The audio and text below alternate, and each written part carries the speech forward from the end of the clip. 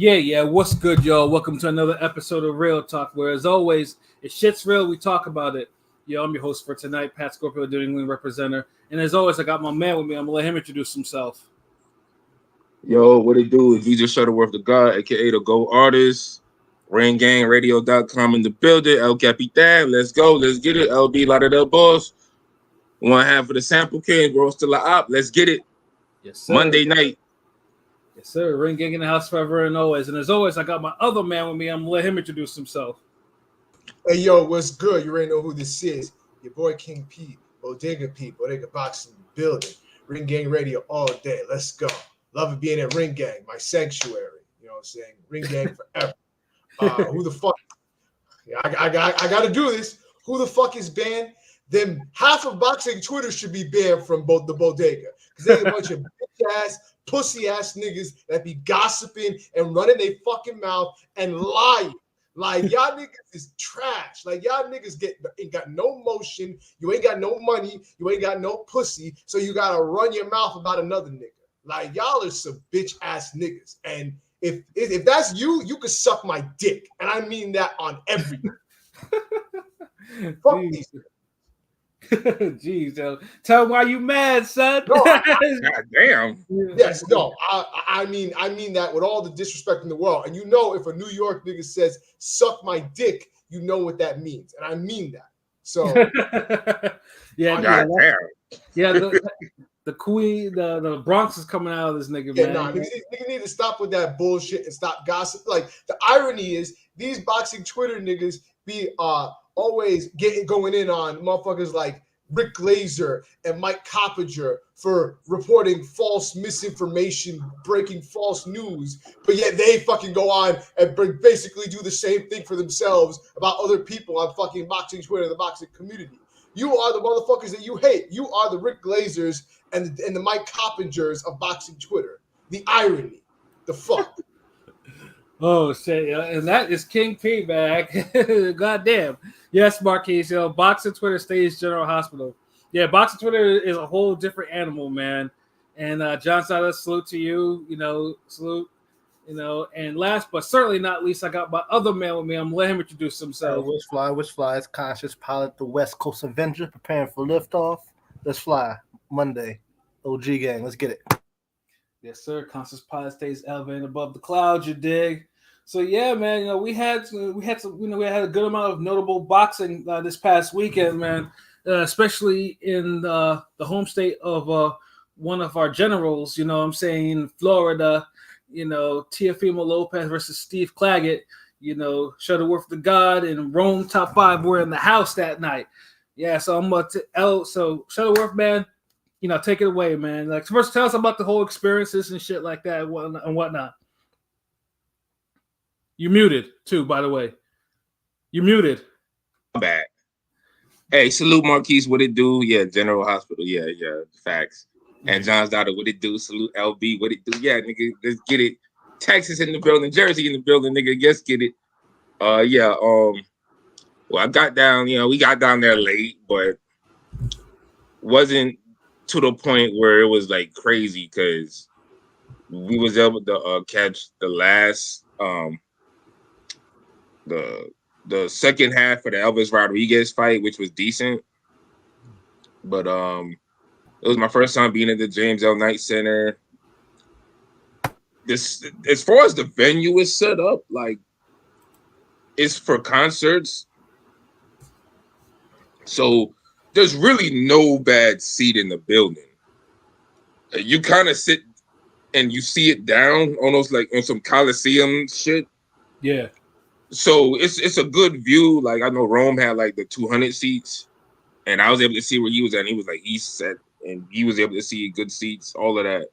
Mm-hmm. And so, and I was in like row 4, seat 5. Like, these probably been the best seats I ever had at a boxing match. And I usually have pretty good seats when I do go. So this was up there. I think the only other seat I could compare to this is the Bartholomew Mickey Bay card. I had some good seats for that shit too. Should better see some Paulie Malignaggi, nigga. Shit. Word. Shit, he was like 2 rows behind me, running his mouth, commenting in live real time, like niggas literally asking him questions and shit. So, but yeah, so that and this is my first top rank. So, yeah, Marquise, yeah, with it, yeah, it's top rank. Oh, salute Chris Brown with it. So like the Kendrick concert.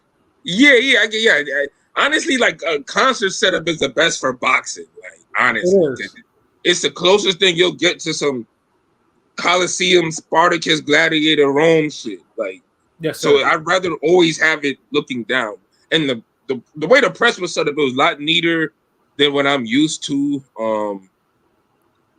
Although when we got to the building, like that was a headache trying to find the shit to get the press pass. Because one thing I learned about Miami, and this is the difference between Broward niggas, like Dade and Broward. You know what I mean? You could go to Miami and you need to ask like 7 different niggas before you find, like no one could ever tell you anything when you go down to Miami. Like you got to ask at least 7 niggas before someone could direct you into the right path. Like, because I swear I was asking like this nigga that, like, damn, you work here, motherfucker. Like you, Mr. Officer, you work here. Like, bitch, you work here. Like, nigga, you work here. Like, hola, you work here. Like, because usually there were like multiple nationalities and jobs and shit and all that. So finally got the shit. Lady was cool. Shorty was like, yeah, oh, you got a great seat. I'm like, yeah, thank you, Ring Gang. Motherfuckers, we do this. Yes, got sir. there. Shit was set up nice. Got into it. The Elvis Rodriguez fight so far was, I don't know. This was like he fuck up parlays too, nigga. Like I ain't picking him to KO. Not a goddamn thing after this. Yo, seriously, yo. Bro, this nigga is the most inconsistent up and down ass motherfucking boxer. Like he would hurt the dude sometimes. Now I could only talk about round 6 and to the end, but from what I saw, like it was hit or miss. Like he would hurt the dude sometimes. He's walking him down, hard shots to the body, hooks. Then somehow he'll let the dude do the same shit to him in the next round. Yeah, and I can fill in the blanks too because I watched the whole conversation. So did that happen in the first half? Because they was literally taking turns and like there was a point where Rodriguez, I think, stunned him. He buzzed him a couple times and he let the guy come back. The first round was lit. Elvis got dropped really bad in the first round. You should have came 20 minutes earlier. You would have saw Elvis get dropped really bad, and then the same round. In the same round, towards the end of the round, the first round, Elvis drops that dude and kind of took control after that. I assume. Yeah, that was a round of the year candidate. Like they were. Oh motherfucker! I mean, Rodriguez almost got knocked out in round 1. Like that shit was one. Okay, so that explains why he was so tentative in certain spots. Yeah, he was complaining about getting hit on top of the head. It's like you're complaining about getting hit on the top of your head. No, nigga, you tall, like bro, like what the fuck? Yeah, because dude was hurting him. That was the problem. That was the problem with Elvis. Because usually Elvis is usually pretty sturdy, but dude was hurting him over and over. Yeah, so Elvis was hurting him. Yeah. But then Elvis was hurting him, so that's why I'm just like, I didn't get it. Like, yeah, I think because Elvis almost got knocked out, so that's why he was kind of fighting off. Like because every time he went on the offensive, when dude would hit him with the shot, dude would get all Elvis would get all happy feetish and shit like that. So he was like, like no, we can't. Yeah, even in the last round, like dude caught him again, had him moonwalk into the ropes. That's the shit. Like that. Facts. That dude was landing like heat on him all fucking night, and dude was just relieved just to get the fuck out of the fight with the win. But that should have been a knockout. Like he should have gotten the knockout. So. Like that busted. I mean, I only had like one active parlay after that. Yeah. Dude, these niggas is making me hate like boxing parlays now. Like y'all niggas, it's like I don't know what it is. It's like there's certain fights where it's just certain things is supposed to happen. Like if I'm sure, like if some nigga who ain't never boxed before in his life and he's equal size to us and we had to get into it, like a part of me feels like, yeah, we could body this nigga. We'll knock him out. But the fight happens and somehow, I'm busting a Pat parlay because me in the 10th round, I'm like, yo, Pat, I still ain't dropped this nigga yet. Like, hold on. That's what I feel what these niggas is doing. Like they playing with their food, they not taking it serious. Cause like why y'all can't stop these niggas? Like, I mean, I will say this though, for a top rank, this is a rarity for them. The prelims were like all Dominican fighters plus Fernando Vargas's kid. Those prelims were entertaining as fuck. They were either brutal knockouts. One was almost the fight of the year candidate, and one was a round of the year candidate. You know what I'm saying? Yeah, and Vargas had a crazy knockout. That shit, like, yeah, Vargas ain't nothing to play with, bro. Like, yeah, I'll say Fernando Vargas. You know, dude keeps his son on the straight and narrow. You know, those kids are gonna make him more millions. I ain't gonna lie, his opponent was like 9-8, and the night before I saw Fernando Vargas' son. I ain't trying to hate, I'm just keeping it in perspective. Fernando Vargas' son was on some Triller card or whatever, Marv Nation, and some dude that shouldn't have been in the ring with him got knocked out in the first round. It's like, I get it, you know, but eventually you're gonna have to match these guys up. I'm just saying, eventually you're gonna have to. Yeah, no, of course, yeah. I mean, yeah, that's the takeaway. I was like, okay, Top Rank can clearly get the training wheels off. Dude is clearly the goods. Let him, up his competition a little bit. Yeah. But hold on, let me be right back. Y'all could keep talking about this fight for like one more minute. I'll be right back. Yeah. Well, I'm about to go get into this Nico Ali shit because yeah, get into that. I'm gonna say my piece on that. That's Can I? Is the next fight? Yeah, I'll be right back. That's for y'all in the chat. So y'all spit up. Yeah, y'all want to joke on that. Like y'all got jokes on that. Like, absolutely. Y'all. Yeah, no, Nico Ali though. I like I said, I met the guy. I like the guy. Like everyone was cool. His family was cool and everything like that though. But I'm starting to believe that boxing is not for him because he's not improving in the way he's supposed to. Now, he's tough. Don't get me wrong, because if you dislocate your arm in a fight and you're jumping up and down to try to relocate your arm for 2 rounds, it's like, okay, I can respect the toughness. But this fight, he was getting hit more. And I don't know what Akali was doing, but that motherfucker must have had 18s on his hands, because those were some of the biggest gloves I've ever seen fight for a middleweight. And he was getting, I ain't gonna lie, like he looked good at first, but in the mid round, Nico Ali was getting rocked bad by that little African dude again. I was like, oh shit. I mean, I know, he had the little. He was definitely getting hurt. He was getting hurt. And I also, okay, Nico has the Ali chin, but there was just too many times. There was a little bit too many times in the fight where dude was on the ropes, and you see Akali just flirting away on some Tim Bradley shit, and he's hurting him like clearly, like he's like, he's like boom, boom, boom, boom, boom, boom, like flirting like Tim Bradley used to do, and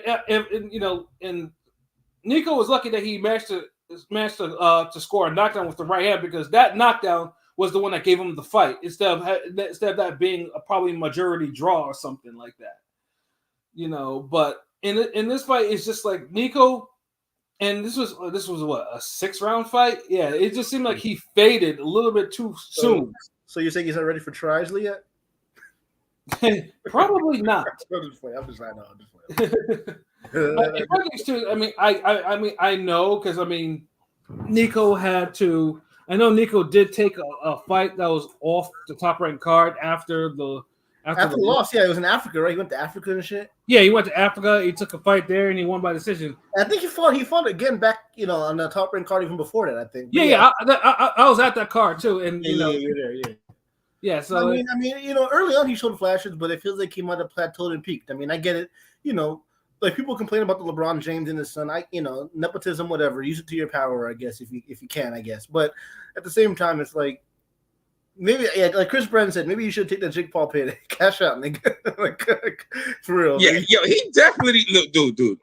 He definitely should have took that Jake Paul fight. Like honestly, like you see, everybody was counting on Ali to improve, but nobody felt like what's his name, Akale? Yeah. Okay, I pronounced it right on the first go. Okay, good shutter. Nobody figured Akale would fucking improve, and I think that's what was the big underestimation in this whole thing, because I remember last time, like, and y'all did make a good point of this. He, threw a lot of clubbing shots, arm punches, and he outworked Ali. And I know, and I remember King P making a point of this, and he was right. You know, if dude was a better puncher, he would get Ali out of there. Yeah. And I'm looking at it like, well, damn, if you hit a nigga enough times, it's gonna do something as well. So I get it, but yeah, it's definitely a big difference because I felt like he was turning his shots over better.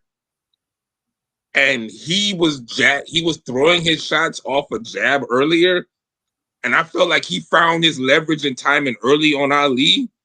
So it was just target practice. So he was landing like good. I think I was in the kitchen. I overheard a nigga say Tim Bradley, and yeah, that was me, nigga. okay, word, okay, yeah, he was landing those damn Tim Bradley on a Bregu. Yeah, mad overhands. Yeah, mad overhands. Yeah. Yeah, he was landing them type of shits. And unlike Tim Bradley, because Tim Bradley could only land one of those or two of those once a fight or some shit, or once every 3 fights. This nigga was landing them all night. Yeah. And he was hurting Ali, and the crowd was loving it. Like, I ain't gonna lie, I think the Ali fight was the fight niggas was into the most.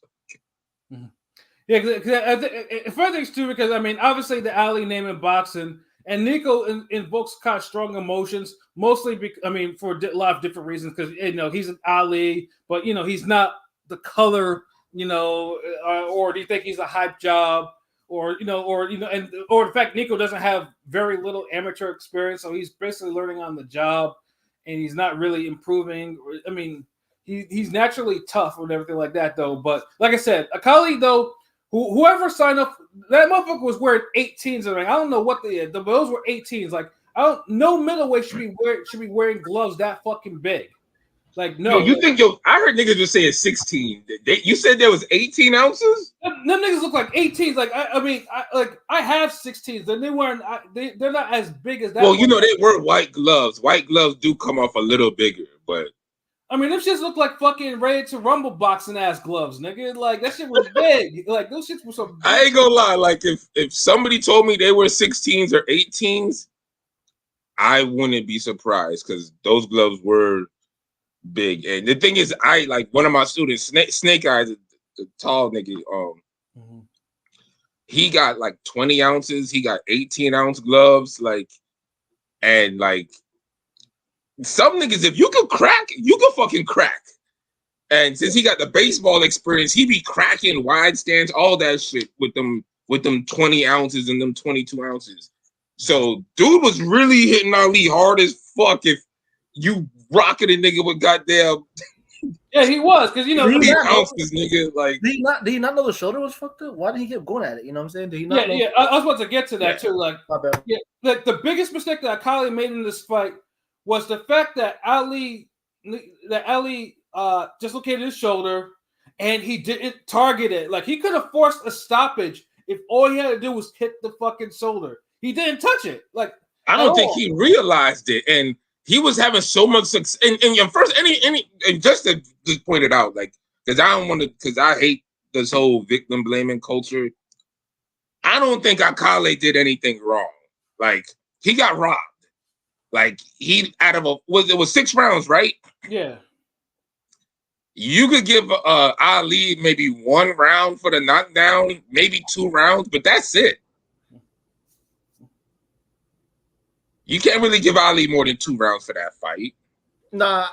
Oh, wait. So you can't give all? Oh, you thought the Cole one, or you thought the African one, the ball. Yeah. Of course, nigga. What the fuck? What do you mean? Didn't you? No. Wait. No. I know you're not gonna do this. It was close. Close how? It wasn't. I wouldn't say it was a robbery, but dude, no. Dude. Choose your next words wisely. What you mean? Like, I'm telling you, dude. Honestly, like, seriously, you don't think that fight was a robbery? I don't see it as a robbery. No. All right. Explain why. Explain why. How many rounds you gave Ali, nigga? And explain how. I gotta see this. It was like one of those A side. Okay, it was a close fight. We're gonna give it back to the A side this time. It wasn't like one of the. Fight wasn't really close after the second round, though. I think after the 5th round, I think like after the 5th round, really, dude, after the 3rd round, Ali didn't really have nothing going on for himself. He was literally just circling, moving. He would fight off the ropes every now and then, but Akali was just battering this nigga. Like the shit was looking like Fury Usyk. But no, Akali didn't do that in the 6th round though. He let because for whatever reason he kind of went into he put his foot back in the holster like because he was chasing the motherfucker. Yeah, he could have applied more pressure in the 6th round, but I still thought he won that shit. Like he still got robbed. I don't think he realized because nobody really realized something was wrong with Ali's shoulder, or it looked more like his hand was fucked up the way he was holding it. Yeah, but I know when we start doing up and down because he was trying to pop his shoulder back into place because you have to. I mean, I've dislocated my shoulder twice, so I know how it goes to pop your shoulder. It's a horrible feeling because it's not really. Nigga, I know, bro. I just had like an incident with that shit with one of my students like a couple months ago where he threw the punch, he jabbed up, and I went under it, and he dislocated his shoulder, and I had to take him to the hospital, and yeah, it was a whole ordeal. Like, so yeah, I feel you, but it's just, and Ali's tough because you didn't really know something happened until like the 6th round. Yeah, he was jumping up and down. I was like, he was jumping down like Holyfield did when Tyson bit him. So I was like, okay. I was like, wait a minute. I was like, I still feel like Akali got robbed though. Like, I mean, dude, all I'm saying is, look, the loudest the crowd ever got in that arena is when they was booing Ali. Yeah, nobody thought Ali won that shit. I ain't gonna lie, they did boo the fuck out of Ali. But I mean, I saw a few comments saying it was a robbery, but it didn't feel like a full rob. I mean, what the fuck? Like, what? It doesn't feel like a full. Okay, so if a nigga rob you with a knife, it don't feel as bad as if he robbed you with a gun. We had a small sample.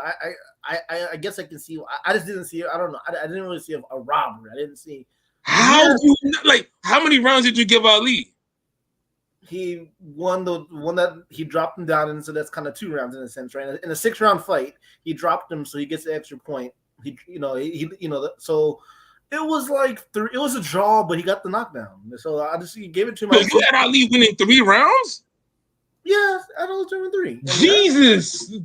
Oh my Lord! Like, because I mean, again, like he was getting booed tough inside the building, and so maybe y'all saw something different. From my TV, I thought it was pretty evenly contested fight. Nigga, like how big is your TV, nigga? I got a big one, Pulse. I got a big TV.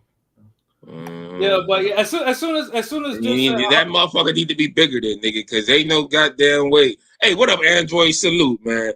Akali was fighting against nepotism. Yeah, of course. And fighting against blindness, apparently, with fucking college scorecards. You think Akali won Android? Answer in the comments. I just want your opinion if you think it, because I respect his opinion. I mean, matter of fact, do the rest of y'all niggas think Akali won? King P, do y'all think that? Yeah, no, I thought Akali won. You know, it wasn't wide, but I thought he won. You know. Yeah, like wide or close, the win is a win. The right man lost the fight. Yeah, but I will say this though: as soon as Nico said "Alhamdulillah," that crowd's like, "Boo!" I was like, "Yeah, dude."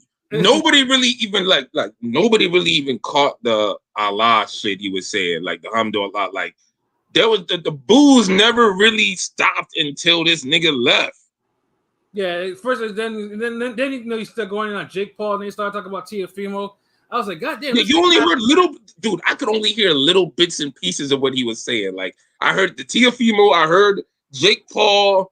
Nigga, you should have took the Jake Paul money, nigga. Jake Paul offered me fucking money right now. I'm fighting his ass.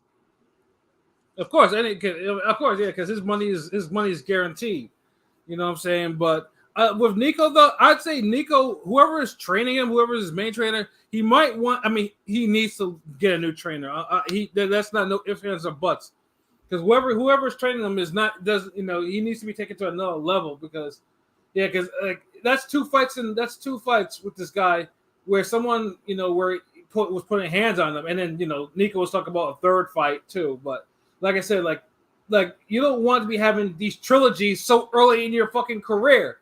That's what I'm saying. Like, imagine you at like Prospect Ender, whatever the fuck shit. I'm about to call this nigga Kanye. Fucking pilot be saying Prospender. You don't need to be having damn trilogies when you're a prospender, nigga. Like, I don't even think I think I can't even call him that. I don't know if he's a contender. You can't even call. Imagine you a prospect. You got like how many fights this nigga got? Like what, 8 fights or some shit? 10. You got 10 fights, and 2 of them are with the same person. Oh, excuse me, 12 fights. 12 fights, not 12 fights, and you got 2 of them with the same person, and you already talk about a third one. And you don't. Unless you're trained to knock the nigga out, nobody cares about the third fight. This dude beats your ass each time. Like, and he's already had a return fight with somebody too. Like I remember. So he's already 12 fights, and he already fought 2 niggas twice. Yeah. Come on. This is looking like a goddamn Epo story mode or some shit. Like this is like we getting into like. You shouldn't be having all these wars as like the beginning of your anime season, nigga. Like you need to.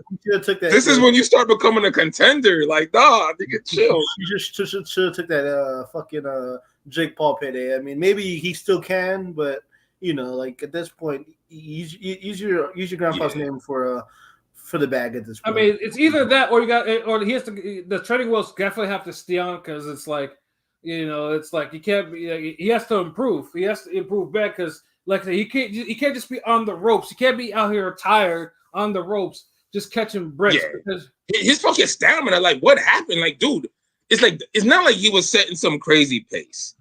He looked good in the first round, but then he kept like getting caught up in exchanges, and he has a good one too. The power, it's like, maybe it's the ring IQ or something, but. No, it is the ring IQ. It's the ring IQ and the defense. The defense. Because the defense ain't too bad either. I mean, it's just it's fundamentally not bad. Fundamentally, he's not like the worst. You know, I mean, like he looks more crisp in the ring than Akale. I mean, you know what I mean? I'm just saying, like like if that kid and he could be named somebody else, if he walked into your gym and you got him to that level after a few months, you wouldn't be like, oh, damn, fuck this kid. I mean, he can't do it. No, you would be like, okay, I think I got something. And we not trying to pile up on the man. It looked like he has something, but y'all gotta cultivate it fast because if he take any more of these type of fights, like his career ain't gonna be long, man. And you don't want because you know, because I mean, Muhammad, like you know, because like I said, you know. Obviously, you know, for every Layla Ali, there's an Ibn Ali, and you know, and motherfuckers will say who, and I'm like, exactly. Yeah, you know what I'm saying. So it's like, yeah, you know, Nico has all this, but yeah, you got to cultivate his talent faster. You got to put his brain trust needs to find get better trainers or something. Yeah, because it's definitely a training issue. It's not whoever his current trainer is. If it's either lacking an identity, because I think he floats around, but he needs a real steady trainer. I mean, I know he called a Japanese card. He wasn't half bad. I mean, hey, maybe Top Ring will look out for you as a commentator, nigga, or something. I'm just saying, yeah, because this ain't it, bro. But what was the fight after that? Robesi, the Robesi KO, man. I mean, there's nothing too much to talk about that fight. Robesi beat the fuck out of Benitez and then highlight reeled him like a beautiful uppercut. Robesi looked good, and he doesn't play with his food. He'll start out aggressive. He'll test you with his power, like go some like prime Roy Jones shit. You know, he check you real quick to see like, okay, I can see I can get you out in 4 rounds. Now this might be 5 or 6 rounds or 8 rounds, whatever, but. He kind of see what your durability is at, and then he kind of just operates from there. You know, he boxed good, and he would have moments where he would let off the power shots, but then he would still continue to box. And he kept he was consistent with the offense, and that counts for a lot because a lot of these young niggas now they get into this whole sporadicness with the punches. Yeah, no, dude. Benitez was throwing with him though. Benitez got into the fight maybe in the 2nd or 3rd round, and he started really going to the body. And he was hanging tough, but Robesi was just on another level. Yeah, like because number one, Benitez couldn't figure out how to do anything because when Robesi goes into that squat before he throws a power shot, he couldn't adjust to that because he was getting hit every single time that motherfucker squatted. I was like, okay, counter him. Doesn't like he's about to throw a left hand or something. Like counter him. Like he doesn't do it. And then because Robeisy has some little tip offs he does where you can tell he's about to go in offense mode. Yeah, but he's one of those guys where Robeisy, you might not could really beat him on exchange because he punches good. You're gonna have to beat him when he's trying to rest or when he lose focus. You gotta be, and that's the one thing I'm telling you about punching. Like you have to be the type of boxer or puncher where when it's your turn, you're able to go. And when I mean go, I'm talking about you gotta have the stamina and endurance in you when it's your turn. When it's your turn to go on offense, or when the guy backs up, or he looks like he's about to try to take a little 10-second breather, you got to jump on him and be able to throw like 30 seconds of hard offense at a time on some up and down body head, boom, boom, boom, boom, pivot to angles. Like you got to be able to work on that type of level every time these niggas try to take breaks. If you can't work on that type of level, they're just going to take breaks and keep charging up and beating your ass. And that's what Robeisy was doing. Yeah. Once Robeisy started got into his groove, Benitez didn't have a chance. Like I said, I'm pretty sure LB that knockout was vicious to see in person. Like, yeah, that shit was woo. Like, them. Like, yeah, it was some good knockdowns. Like, even Ali's knockdown, the dude was like surprising. Like, you had some good days. Yeah, that was because he hurt dude too. Like, I forgot to mention that part. Like, Ali legit hurt dude with that knockdown. So, he's just frustrated. He got all the tools, but Robeisy, he has what it takes already. He ran into a nightmare of a style in his last fight down here. Yeah. I mean, he might have took him a little lightly too, but even then, Robeisy almost knocked him the fuck out. It's just, he just managed to. Yeah. So yeah. Robeisy, I don't know if he's if he's. It depends. Who do y'all favor, Espinosa or him? I'm just wondering who do y'all favor in the rematch. I mean, right now I would favor Espinosa a little bit though. Yeah, I would still favor Espinosa. Who Pat? I'd favor Espinosa too. Espinosa for me. Oh, okay. Word. We all favor him. And if Espinosa beats Ramirez, I'm sorry, Ramirez is probably going to be, relegated to, He'll be the new dog bay. To be a gatekeeper at that point. Yeah, a few years. Nah, I don't think because Robeisy is too skilled to be a gatekeeper. I feel like it'll be a dog based situation where you're good, you're quality, but this nigga right here is all wrong for you. Yeah. I mean, like I said, because when Dogboy was damn near having a fight of the year campaign, and then Navarrete was supposed to be just this was supposed to be like a tune-up for him. And Navarrete ends up being the living shit out of him, unfortunately. And these niggas must have colleague managers, because who y'all be looking at and be like, this nigga's an excellent tune-up. Y'all will watch a nigga beat up 2 grizzly bears, and y'all will be like, that's an excellent tune-up. Like, y'all niggas is horrible. Like, who's picking Navarrete as a tune-up? Like, y'all niggas is evil. Like, y'all be wanting to get niggas lost. I mean, Joel Gonzalez. That's also facts, Marquise, yo. Oh, what up, Blazer Killer? Salute, bro.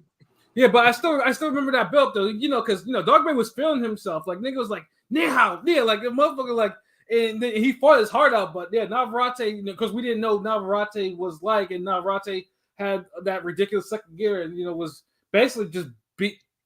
I mean, he was fighting hard, but he was just simply outgunned. He took too much punishment. That was what happens. But yeah, Robeisy, he ain't gonna have that problem. Like, yeah, great performance. This is what you do. Like when you're the co-main, you know what I mean. You down, you're like, Robeisy. Like if y'all having more Florida cards, then, you can keep Robeisy on them shits. And then real quick, I want to ask you because it seemed like I was hearing rumors that Robeisy was actually the one selling the tickets, and it seemed like he was getting a lot of high reception. Like he was actually a popular dude out there in terms of like the crowd was fucking with him heavy. When he came out and shit. I don't know. The crowd was kind of fucking with everybody. Like, okay. It was one to see. This is the thing. Like with Florida, Cuban. We are fighting. Like we just want to see fades. Like if you're in Miami and you're a Cuban and you're talented, like you're you're one of the Cuban boxers who, you're on the, like, if you're on the spectrum of Casamayor, Gamboa, Israel De Lara, Rigondeaux. If you fall closer to the Casamayor Gamboa spectrum, which Robeisy Ramirez does, you get the love. You're gonna get the love. We'll fuck with you. Like, hey, like there's a lot of Cubans out. There's a lot of Cubans out there, right? Obviously, there's a lot. Oh my, you could say they run shit down there sometimes. Like, Miami is huge. Like, look, it is. There's certain spots of Miami that you could be in Miami all day, and you won't see another black person, or you might see 2 other black people, and you'll be in Miami all day. I've lived it. I've seen it, bro. Like, and the way I look, niggas would be like, oh, hey, oh, yeah. I'd be like, no, I'm not Pitbull, nigga. So, yeah, it's like, that's how big it is. So, yeah, of course, like, and I want more fucking people to put Cuban boxers down here, and Puerto Rican boxers, and Jamaican boxers, and all the Caribbean and American boxers. All you, like, they all welcome down here. They got love down here, but niggas just don't put the cards like that down here. And honestly, I think this card would have been a good at Hard Rock as well. And the funny thing too, I mean, and bro, basically, like, I mean, honestly, like, from his debut, I thought he would wash out because, Cuban boxing, from the last generation, kind of gave it a black eye. So I'm glad at least Robeisy's actually okay, because he had all the hype in the amateurs and shit like that. So I was like, okay, all right, this is okay. And unlike Ali, he really got his get back. Yeah, exactly. You know what I'm saying? Not this. We'll give you your get back to the point you're up here talking about a third fight. Niggas just like, chill. Yeah. You barely won this one, nigga. Like sometimes you gotta know when you're winning, and sometimes, like, I know since the hold up, and my apologies to all the niggas who didn't get to really hear us talk about all the other shit going on in life, because we had that the Who Watched Who episode, which y'all love anyway, shit. Right. But like with the whole nepotism shit niggas is going on with LeBron and all of that, like, it's nothing wrong tapping into that, especially if you got some type of skill foundation. Like, Ali, if you could get a fight with Jake Paul, beat the shit out of Jake Paul. Like, what the fuck? Jake was a little big for him, but at the same time, get that bag. He is, but dude, bro. Get that bag, dog. Get that bag. At least. Get the bag, and this is the thing. Ali fights better. Look, I'll be honest with you. Jake Paul looks better in training than he does in his fights. Easy.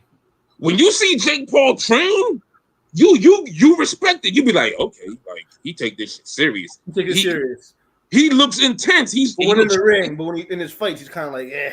But in the fights, it's like, ugh.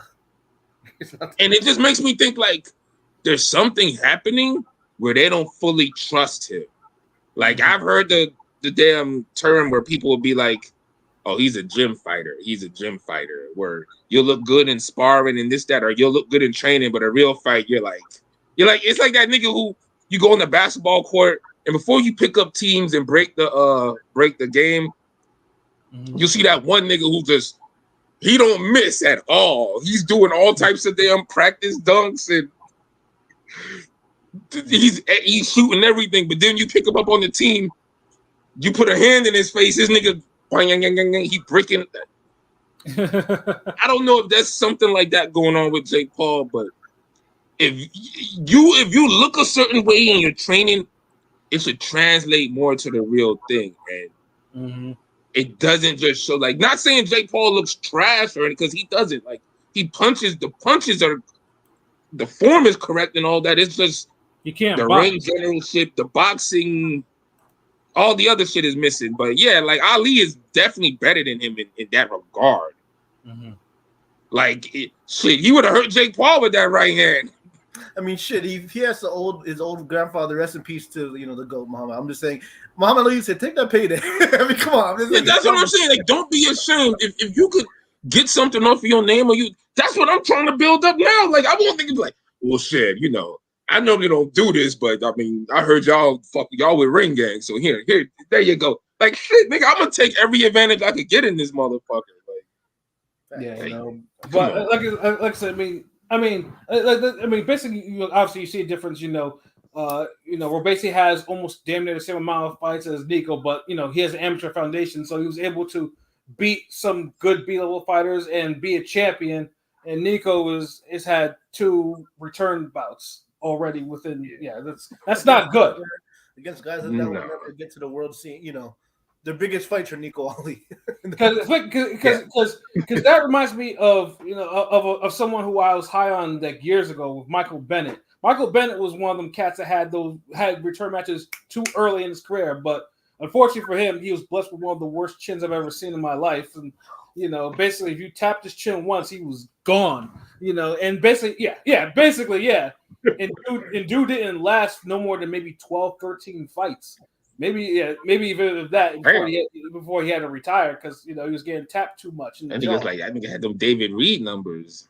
Yeah, it was bad. So I like Nico, so I hope he does improve. But yeah, Nico. Yeah, Nico's good for the sport. Like he's a good dude, and that's why we really want him to improve and look better and shit because he get all the promo and. Maybe he don't deserve it, but I don't mind it. It's just you kind of got to live up to it to a certain extent too. Mm-hmm. Like even if you I'm not saying we're not expecting you to be the new GOAT, but be something. Yeah, be something. Yeah, no. Now speaking of be something, I don't know what this main event though, but somebody be something. Yeah, that's probably like. I don't know what it is. That felt like a title for a Pat video or some shit. Yeah. Well, Teofimo Lopez, Steve Claggett, be something. Clearly, we're trying. Teo is trying. We want him to, be something like a KO, like KO somebody. Get a KO. Like can't do that.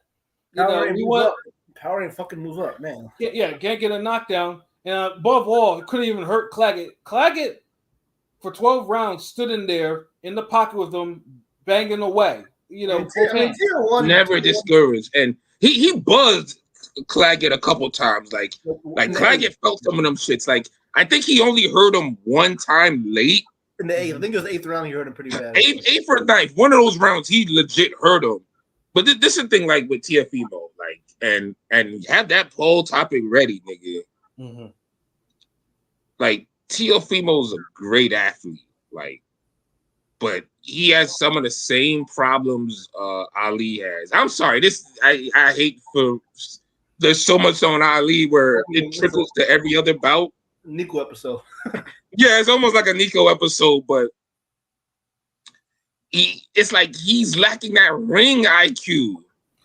But his is you can pinpoint why, because we talked about this last time with Joey Gamache. Joey Gamache gave him his ring IQ. That was the reason. Yeah, but then it gets to a point. I know you're absolutely right. That. But as a boxer, like we know it's an individual sport, and there's niggas who could put imprints on you and shit for styles and everything. But it gets you got to get to the point where like, bro, doesn't it seem like if you would jab, you'd make the fight easier? Don't know if you do this, do that, like. Mm-hmm. Like, what are you learning when these niggas is in your corner? Like, well, nothing. If he leaves, like, all his knowledge leaves too. Like, yeah, I mean, he goes in the corner. You hear his father just ranting and raving, not saying not one goddamn thing, swearing. It's almost a matter. I'm surprised he didn't say the N word. Well, I mean, in terms of father son, they always peak, and I don't know. I mean, that's just for these niggas. A lot of times, like they peak at a certain point. Like speaking, like Danny Garcia. Can you all see Teo having that as much success at 147 as Danny did, or no? At this point, like just quick, Fuck no. But so you don't think? Because I mean, talking about they were talking ultimately on the broadcast, so that's why I'm wondering. Like so Teo it's not a power thing with Teo. It's a ring generalship, ring IQ thing. And it's a defense thing. It's like there's so many things wrong with Teo's boxing. It's just like almost where can you start? The sad part is he has crazy talent. He does. He has speed. He has power. He has agility. But he puts them all together in one of the worst combinations of all time. Like he doesn't jab where he could set up his shots. And the reason why the jabbing is so important and why he never could really hurt Claggett like that or surprise him, because yeah, you could be quick and you could land your lead power shots, or you could counter with power shots. But y'all gotta understand that niggas brace for them counters when no jab or nothing setting them up. Mm-hmm. Even if you know you're gonna get hit, that slight, real quick, that you could be hit clean if you close your eyes. And he was pretty much on the back foot the whole fight. It felt like he didn't. And the thing is, he didn't have to, because a lot of times Claggett would step to him without jabbing, and Claggett wouldn't jab until after he would get hit. Yeah. And then it's like I said earlier, with you got to know when to attack. And Claggett knew when to attack, because Tio would land like a good hook, and then Claggett would go bam, bam, bam, and land 3 jabs. Yeah. And if Claggett had a Golovkin jab, oh Lord, it's over. But Tio won that fight 10-2. I mean, you can say he won 12-0. Tio won. I thought he won every round, but every round was competitive. Every round was hard. And even if you could say, well, hell, what's that guy y'all say is a Mexican legend, El Terrible? He used to have the same type of fights. Yes and no. Like, Morales would have those type of fights, but you knew he was better than the other guy. Like, you knew, like, he was having an entertaining fight. The dude would get off shots, but Eric Morales wasn't looking all beat up fighting somebody. Yeah. And these niggas were like world-class champions. Like, get the fuck out of here. You can't compare fucking Claggett to Engine. Him in the comments saying he will not. He said he will not have success. And he said Norman cooks him. You think Norman will cook the power? I think it's an intriguing fight. Too physical for him. It's still an intriguing fight, though. Like, I can see Tio winning because he's risen to the occasion twice. I'm just saying. And this for he'll win up like Tio got a chance because he's quick and he's athletic. He'll always have a chance. But if Norman was to put the same type of jab that Claggett had on him and move forward and being a bigger, heavier, stronger guy, like, he could have some success. Like, he might could catch Tio with something, because Tio's there to get hit. He's getting hit with his shoulder roll is horrible. It's Birdo levels now. I'm a huge Tio fan. You know, y'all know I'm a big Takeover fan. It's like, shit, at this point, I can see Tio at welterweight getting knocked out against him. I mean, I could, I'm not. I mean, it don't look good for another Humlin's gonna come eventually. It seems like another Humlin. I'm still not that high on. I'm still not that high on Norman just yet. I mean, he should. I'm not either, but it's like it's a winnable fight. It's a winnable fight, but it's like at this point, do you really like? It's 50-50. It's really because like.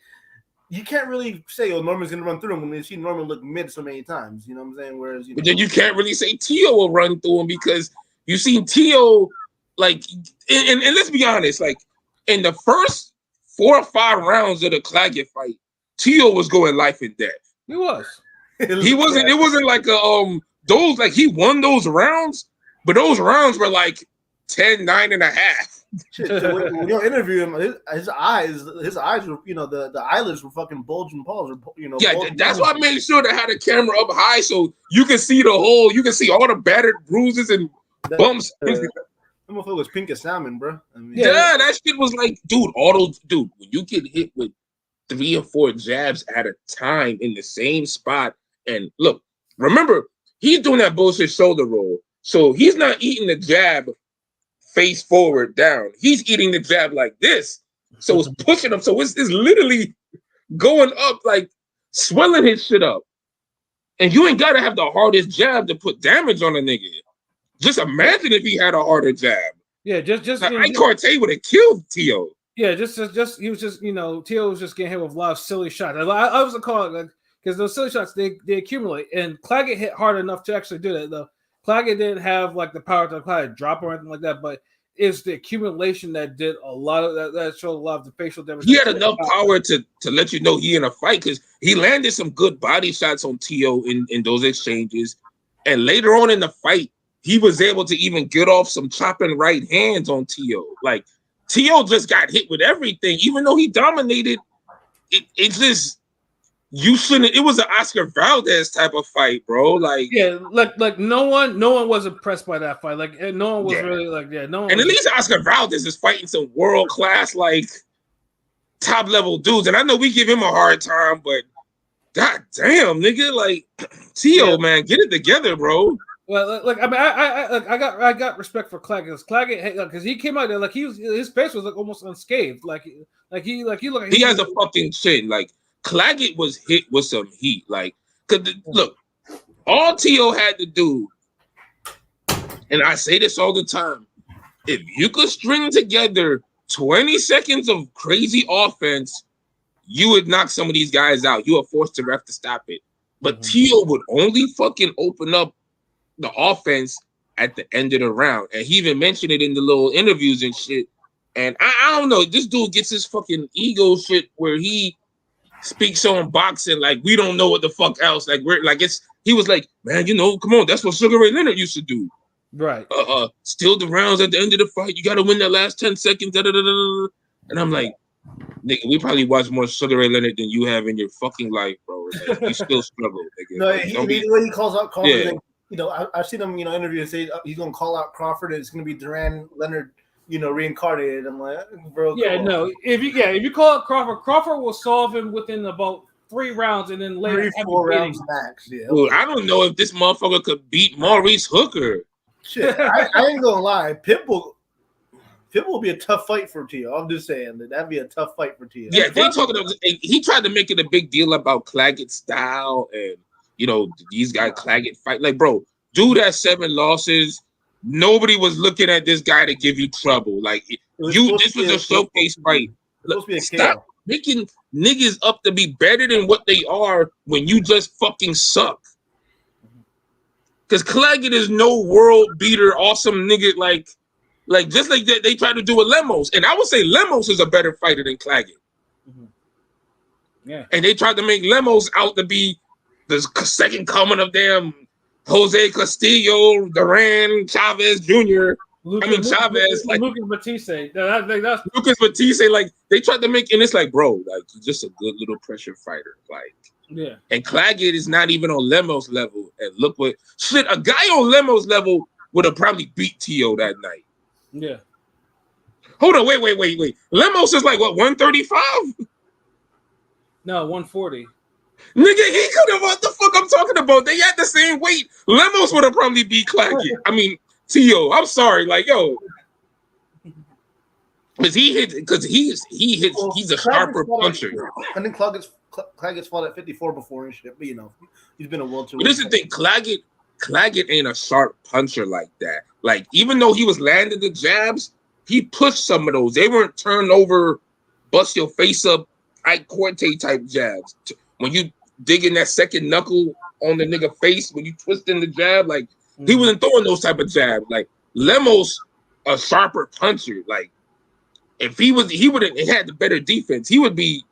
So, yeah, if you look at that and you look at Cruz or Pitbull, yeah, those are hard fights for Tio, bro. Because if you struggling with the watered down version of their styles, then yeah, the real thing gonna be it. And Blazing Killer, Tio would fight Norman because Norman, depending what Crawford does this summer, Norman's about to be upgraded to be WBO welterweight champion, and Tio has the WBO belt, and the WBO has that thing where they can go up a division and be the automatic #1 contender. So that's the angle where Tio can actually play. So he can actually do it. And be a 3-division champ. Like, it'd be dope. Like, Tio gets respect, but it's just I look at him as like somebody who could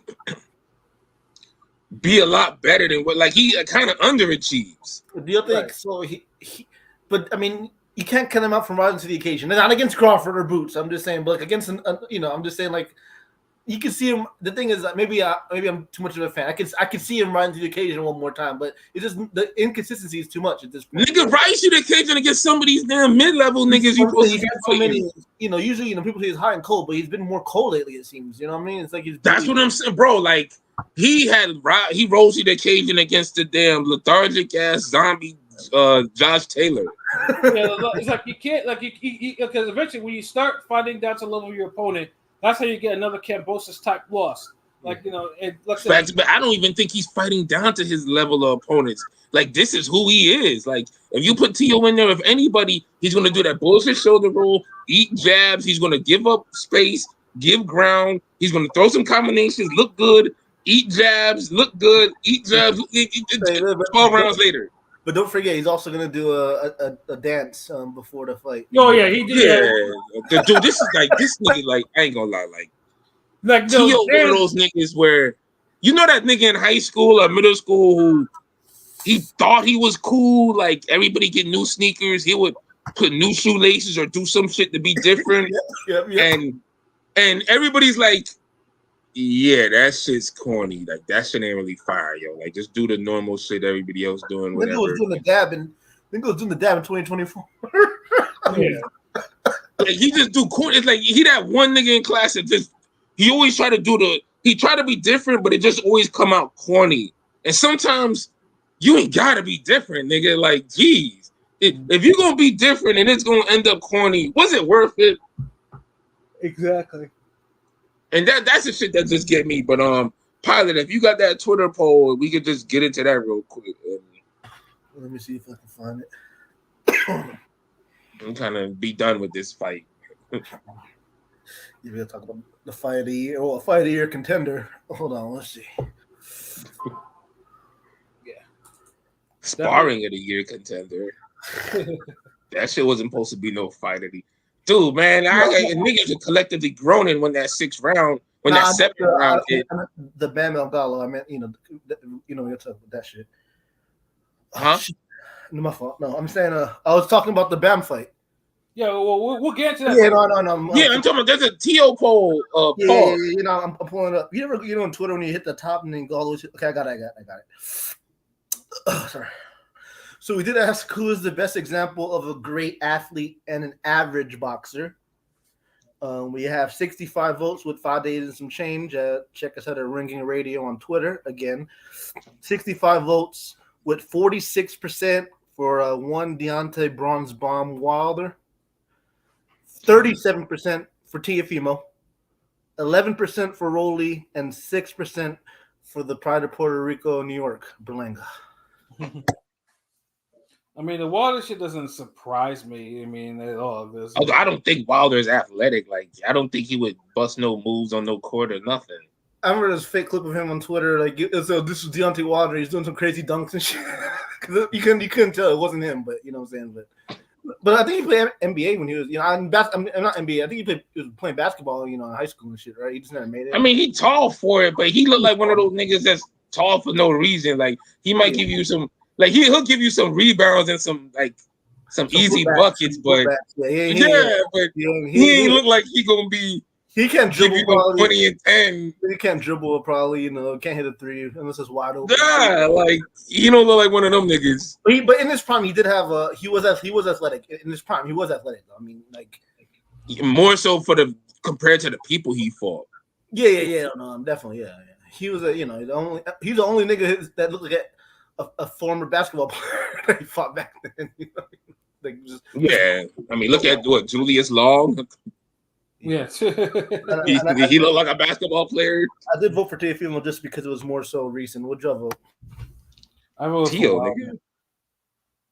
Because Tio really looked like he's an athlete. Like he moves it. Like I don't see that from Wilder. Wilder is just a guy who he's athletic in comparison. But like I feel like pure athleticism is like you look athletic, agile, this is that. But then I see you look like that all the time in different circumstances and situations. Like Wilder, he looking athletic to these damn plotting ass fucking cannon fodder he was fighting all his career. Like niggas who, if you do a Euro step in boxing or in basketball, they wouldn't, they'd be like, huh? So yeah, of course you could look good. Like yeah, like. Mm-hmm. That's like throwing PJ in there with some niggas who just started Muay Thai. Like, yeah, that nigga gonna look like Tom Poe to them motherfuckers. Like, come on. So that's how I look at it. But Tio look like you give him a football, this nigga, he look like he could give a basketball, tennis, The little jumping bullshit he does, like he look like he's gonna fucking do anything. But then when he boxes, you see the spurts. It's like, okay, this nigga got like little nightcrawler vibe going on. He's like, he about to do some shit. But then it's like, so it's like, it's just the ring generalship, the ring IQ, all that's missing. Like he's like the Latin Birdo or some shit. Yeah, like I mean, just to wrap it up, so like Tio needs to improve like a lot. Like like for a guy that's in his position for what he's accomplished, he should not be finding out to level his competition and just looking mid because, like I said, Claggett was a showcase fight for him, so people can understand. Okay, this is why Teofimo got got the hype that he got for most of his career. Now we were supposed to see a May type KO, really. Yeah, and now people because now he's probably like one more bad performance away from people calling him a hype job, and he's not. He doesn't have hype job talent, like he doesn't. But you can't. These performances are just stringing along. They're bad performances. It's just nonsense. Yeah, it's just you can have that many bad performances. Yeah. And somebody did point out real quick that like the whole 71% KO at 35 and like 20% or something at 100 to 40, KO percentage. Clearly, obviously the power didn't translate or carry up, but it's how he fights. Y'all keep talking about the dude still hits hard, bro. He still hits. It's like Broner. Like people would say, "Oh, Broner power didn't translate," but he was still hurting niggas at 147. But if you're not gonna box a certain way, you're not gonna get the most out of your power. If you're not gonna set your shots up, but everybody know you got quick, powerful hands, when niggas will take those shots and they'll get the silent ass whooping agreement. And you won't stop them. They'll just keep coming at you, but you're not throwing nothing to fucking set up your big shots. And Tio, he just wants to. I don't know. Everybody can say it with Broner, or but they don't want to say the same thing with Tio. It's the same shit. Tio not setting his shots up. Yeah. He wants to overpower niggas with athleticism and shit, and niggas is just walking through that shit. Like Claggett really was just on some like. Yeah. And I agree, Blazing Taylor. Tio versus Pitbull is like a 50-50 fight. And I put money on Pitbull. And truthfully, I don't think much of Pitbull like that too, because I'll talk about more about why, because one of the people that I judged it on, Giovanni Cabrera. So I see his brother that was in the comments. I wanted to make sure I announce him, like, salute. Because I know he was the one that actually told us the last time when Cabrera was actually going to fight Cruz, before that. So I was like, I saw him in the comments. So yeah, we're definitely gonna be talking about your brother a little bit later, Joshua.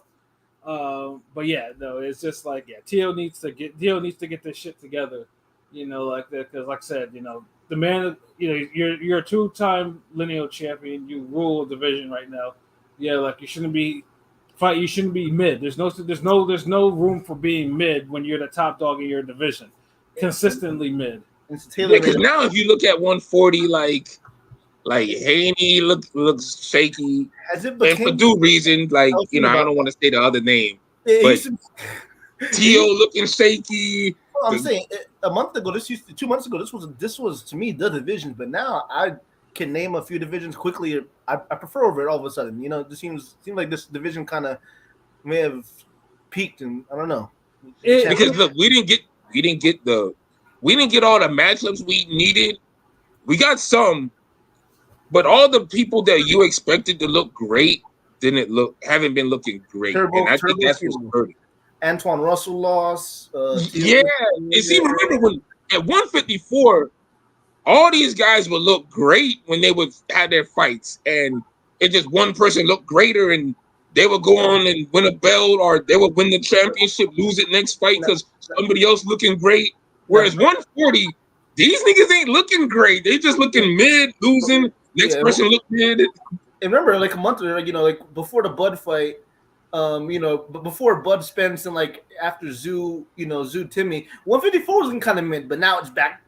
No, 154. I don't think 154. There was a second. No, 154 never got mid though. No. There was a second when Jermel had all the belts. We talked about it on here. When Jermel had all the belts, there was a slight stall with the division. Well, it's just because this nigga went to fight Canelo, and so that's what I'm saying. We talked, for a little bit, for a good 4 or 5 months, the division was kind of dead for a second. Well, no, bro, wait, damn, Pilot, what's issue with today? Like, so, like, you mean to tell me, like, a division could be great for like 10 years, but if it goes through a 4 or 5 month period where it's a little bit of mid, it's like, damn, I don't know. 150, like, nigga. Usually that's the division that never lets me down for a good half a year. I'm just saying, usually the division keeps me fed. That's all. I mean, it slowed up, but I wouldn't say it fell off. It wasn't mid because the 150 fights that were happening were still good.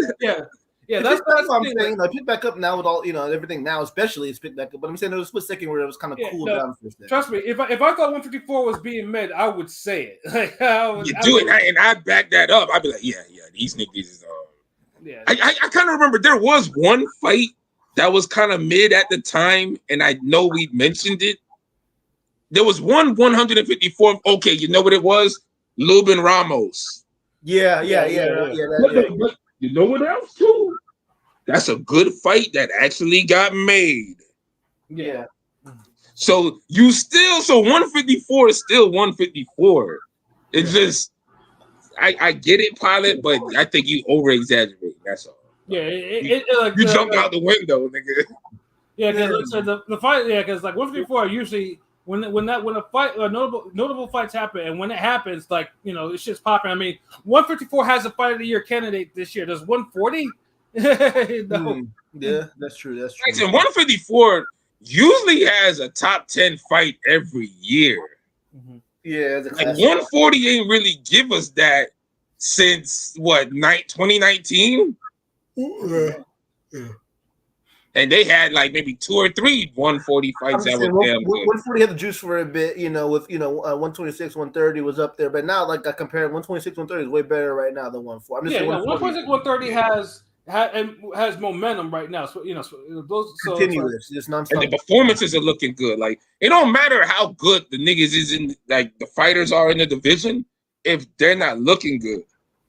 Yeah, and 140 is just happening now where now the whole champions are shaky as shit now. Like 2 months ago, like 140 the role of 140 champions looked formidable. Now it's just like now Tio's like the last man standing, really, for he literally said that, like, I'm the only superstar top rank ass. And the nigga's not even standing. He's hunched over. He's leaning. He's leaning. Yeah, he's not fully standing. Last man standing. Standing on what? Not business. But I think we give enough bars on this. Yeah, that's it, bro. But definitely got to, It deserved those bars, though. It did.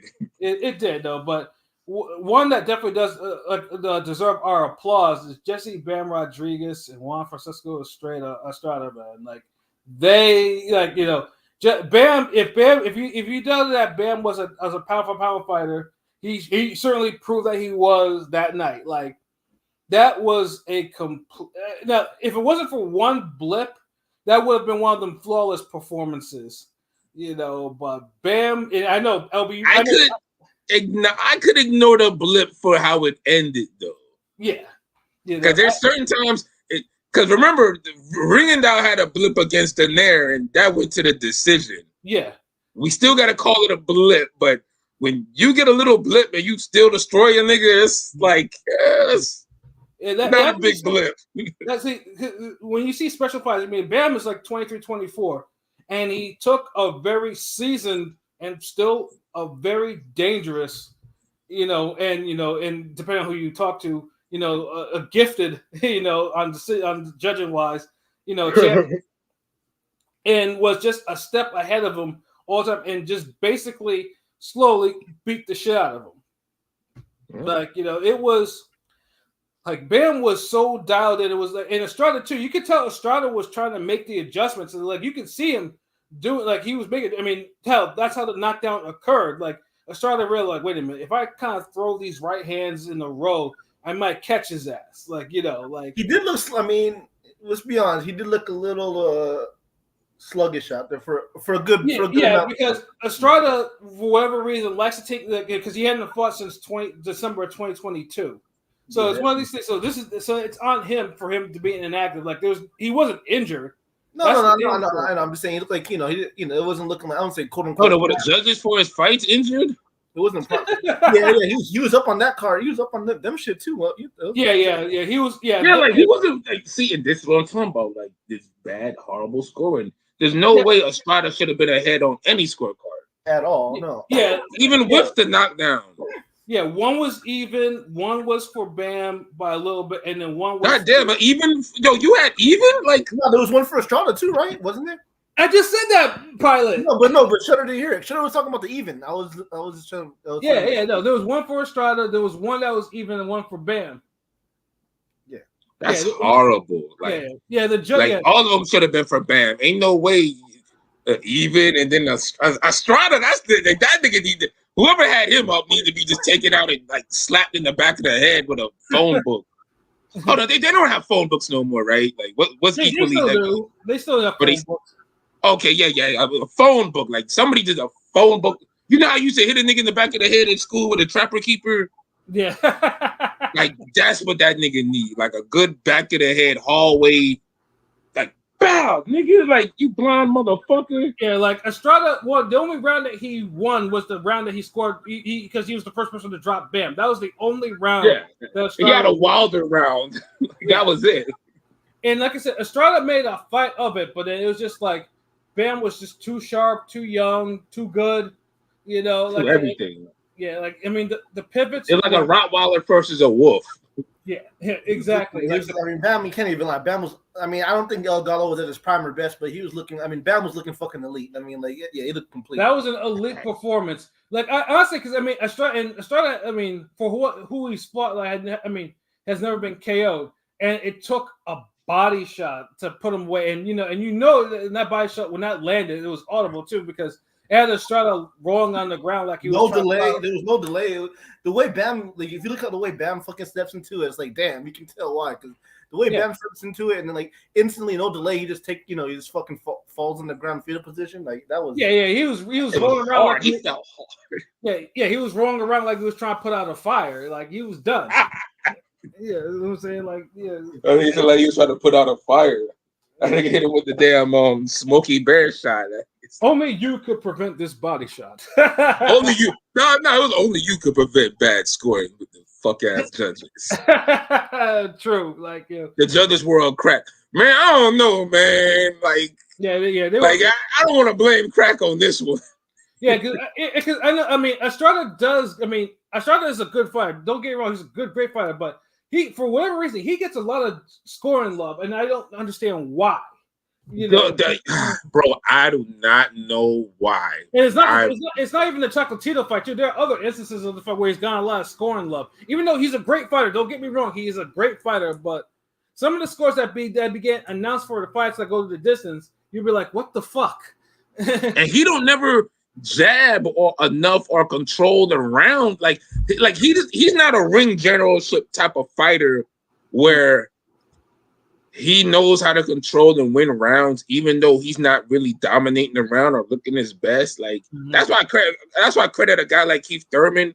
He knows how to win a round, even though you don't have to dominate a round to win a round. But Estrada's not one of those guys who has the ring generalship. His style doesn't have ring generalship type of rounds where it's like, okay, he's getting rounds and he's not looking great, but he's still winning these rounds. He's not that type of fighter. So when I see where he be winning all these rounds, I'm like, what the fuck is he doing? How y'all giving this nigga these rounds? Like, it's not like he's jabbing and coming forward or he's landing a bunch of shots or combinations. Like, he's steady, but it's I don't know. It's like they just get this nigga. I feel like it's like the light skin boost niggas get abroad. Like, basically, but she an 8 now. I mean, basically, Estrada gets. I mean, he fights hard. If he knows if he's down on fight, he'll fight hard. And I think the judges like that, because he knows. But it's a reactive fight hard. It's not like a Ricardo Lopez come forward boxer puncher pressure fight hard. It's more like okay, hold on, this nigga's getting off too many punches on me. All right, I just threw 3 counter punches. Yeah. Countered him again. Okay, hold on. He's throwing like 8 jabs. Counter. Like it's those type of rounds, and it's like it's hard like to really score rounds on a nigga on his back foot landing counters, unless you're landing like nasty counters where niggas just like shaking up and turning to gelatin and shit. Like even like okay, I'll even say it like even Juan Manuel Marquez does a better job of ring generalship and winning rounds, and he's essentially the same fighter. Yeah. Whereas Estrada, like he be losing rounds, but the judges just be like, "Nah, fuck that, he got that." I don't know. I think they be thinking he Canelo or somebody. Shit. Yeah, you know, but like I said, he still put up an admirable effort. Like I said, he dropped Bam. You know, first. Yeah, he made it a good fight. Don't get me wrong. He was there. Like at least he kind of let Bam know, like, hey, I ain't just gonna lay down, nigga. Yeah, I mean, I'll lay down later, but I'm not gonna lay down now. Nigga. Pause. You know what I'm saying? But yeah, no. But yeah, Bam is most likely. I mean, depending where you are, I mean, he's probably top 5 for pound. He has to be. He has to be top 5 pound for pound. Yeah. To be honest, like I can't see him not being top 5. Yeah, you know, like no. that was a hell of a performance. You know, and it's just like, and honestly, you know, I hope Eddie makes sure he steers his career carefully because Eddie got himself a star with that dude. Like that dude is the star. So, and one thing about this card too, like that Phoenix crowd was rocking with this dude. Like that shit was that shit was like filled up. There was no blacked out section, none of that shit. Like that shit was, you know, that shit was on point for Eddie. So Eddie needs to make sure he steers his career carefully. Like, you know, don't get him to the undisputed. You know, hopefully get him, have him fight the winner of Ioka and Puma Martinez. Yeah, Puma Martinez. Yeah, and keep putting him out there in Phoenix. It looked like he's a draw out there, and you got to start cultivating some cities where niggas can like build themselves up to be attractions. Salute Dante Jones because I know he Phoenix dude. I say if you put him and Bam on a card on the East Coast or something, you know what I mean, something like that. Coming up with. I mean, that makes sense. I mean, shit, nigga, I would love it. I'd love it to. I would love it to be on the East Coast. And I do want to say in regard. I don't know if y'all touched on it, but I know it completes the cipher. But I don't want to see him take out or fight Chocolatito. And I know they probably won't because they have connection with Tekken and their You just barred the man. Hell no, don't fight him. Yeah, I mean, I think because there's no need for that fight right now because Chocolatito's at 118 and Bam has more than enough opponents at 115 for him to fight. You know, don't have to. And to be honest, Chocolatito probably gave him the best workout of all them niggas, and it was just sparring. That's the sad part. That's why I'd rather see Chocolatito sparring with him than any other type of bullshit fight, unless it's a big one. Mm-hmm. I know that had to be spirited. Yeah. So Chocolatito. Yeah, I mean, to me, that fight is done for the time being. Unless Chocolatito is still like around and he has a bantamweight title and Bam is ready to move up after becoming undisputed because he said that's his goal. So I'm like, okay, and 115 has the champions that he can actually do that again. So I want to see him do that at least, But yeah, I won't really entertain a Chocolatito fight until I want for at least. I don't know. Chocolatito has so many years left, so we'll see how that goes. I don't think they need to touch that. It's like you said, they got too much shit going for him. Blazing Killer. My only issue with Bam is he gets hit. You think Bam get hit too much, bro? I honestly don't think it gets hit. Now I don't think he gets hit like that. Like I only seen him get hit against that jobber nigga who really came the closest to beating him, honestly. The one that broke his jaw, Gonzalez, right? Yeah. Gonzalez. My bad. I don't mean to be disrespectful with those jobbers. It was real, but he's quality. That was a fight because he'd been like he'd been fighting like tough competition, and then Eddie tried to squeeze a fight in, and the fight became a lot harder because he got his jaw broken. There was a lot of other issues, so it's like Eddie had to kind of like pump the brakes a little bit, like don't Eddie another one of those collie managers, nigga. But sometimes you gotta chill. Yeah, exactly. That's what because that was almost a dog-based situation. It wasn't careful. Yep. So it's like, so it's a good thing that at least they pumped the brakes. Okay, let's let him recover his broken jaw, and then we'll get back to business. So like I said though, Bam has opponents. So yeah, Chocolatito can just do what he's been doing at 118. I know Chocolatito fights soon. I forgot when. Here I am. I'm thinking this nigga retired, yo. Yeah, no, his next fight because it's a hometown fight. It's gonna be on ESPN Plus. I just forgot when it's. I forgot when it's actually going to be. They announced. I just forgot the date. I know. Always got to see the King pressure fighting God. Throw hands. When Estrada was letting his hands go, he was cracking Bam a little. He was, and that's the thing with Estrada. Like his counters, like his best punches are too reactionary. Like he doesn't create his offense enough. He counters frequently though. Mm-hmm. And maybe that's why the judges kind of fuck with him, because if you counter frequently and land good counters, that does count for something. That's what Tio was trying to do, but he gives up more ground and he gets hit more than Estrada does, so it looks bad. Sure does. But this is Bam you're talking with. So imagine if Claggett had Bam's jab. Jeez, we still talking about that goddamn Tio fight, nigga. Yeah, exactly. And I know that's it. Oh, hey, what up, Beth? Salute, bro. Salute, Beth. Yeah, and I know they said there's a rematch clause too. And truthfully, I don't think Estrada should go. I mean, it wasn't that close a fight. Like, yes, he knocked him down, and kudos for that. But they should, Estrada, they should not run that back. All right, it's up to Estrada. It's up to Estrada. He wants to run it back, so they're going to run it back. I agree, he's going to get his ass whipped, but we'll see. Get that check, I guess. Fuck. Yeah, he might as well. Fuck it. I mean, he was a champion. So no fight that happened Saturday that I need to see again. I will say the only thing you could say about Estrada though is Estrada historically does better in rematches, but I still think it's going to be the same results. Hold on, wait. Do the judges do better, or does Estrada do better?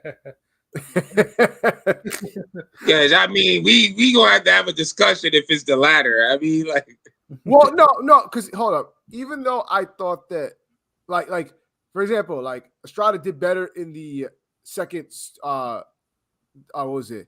The second Sorungvisai fight, and then did better. Yes, I'm saying, and I still think he did better.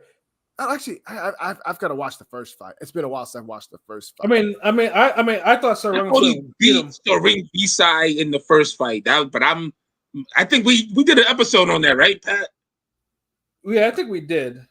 Yeah, nigga, we got like 1,000 episodes, so like we'd have to go back. But I know I was fucking bitching and complaining about Estrada should have got the nod on that. Yeah, but the thing with Estrada too, like he fought Quadras. The first fight was hard. The second fight was super hard. Like he that's the thing. Like because Quadras. Back.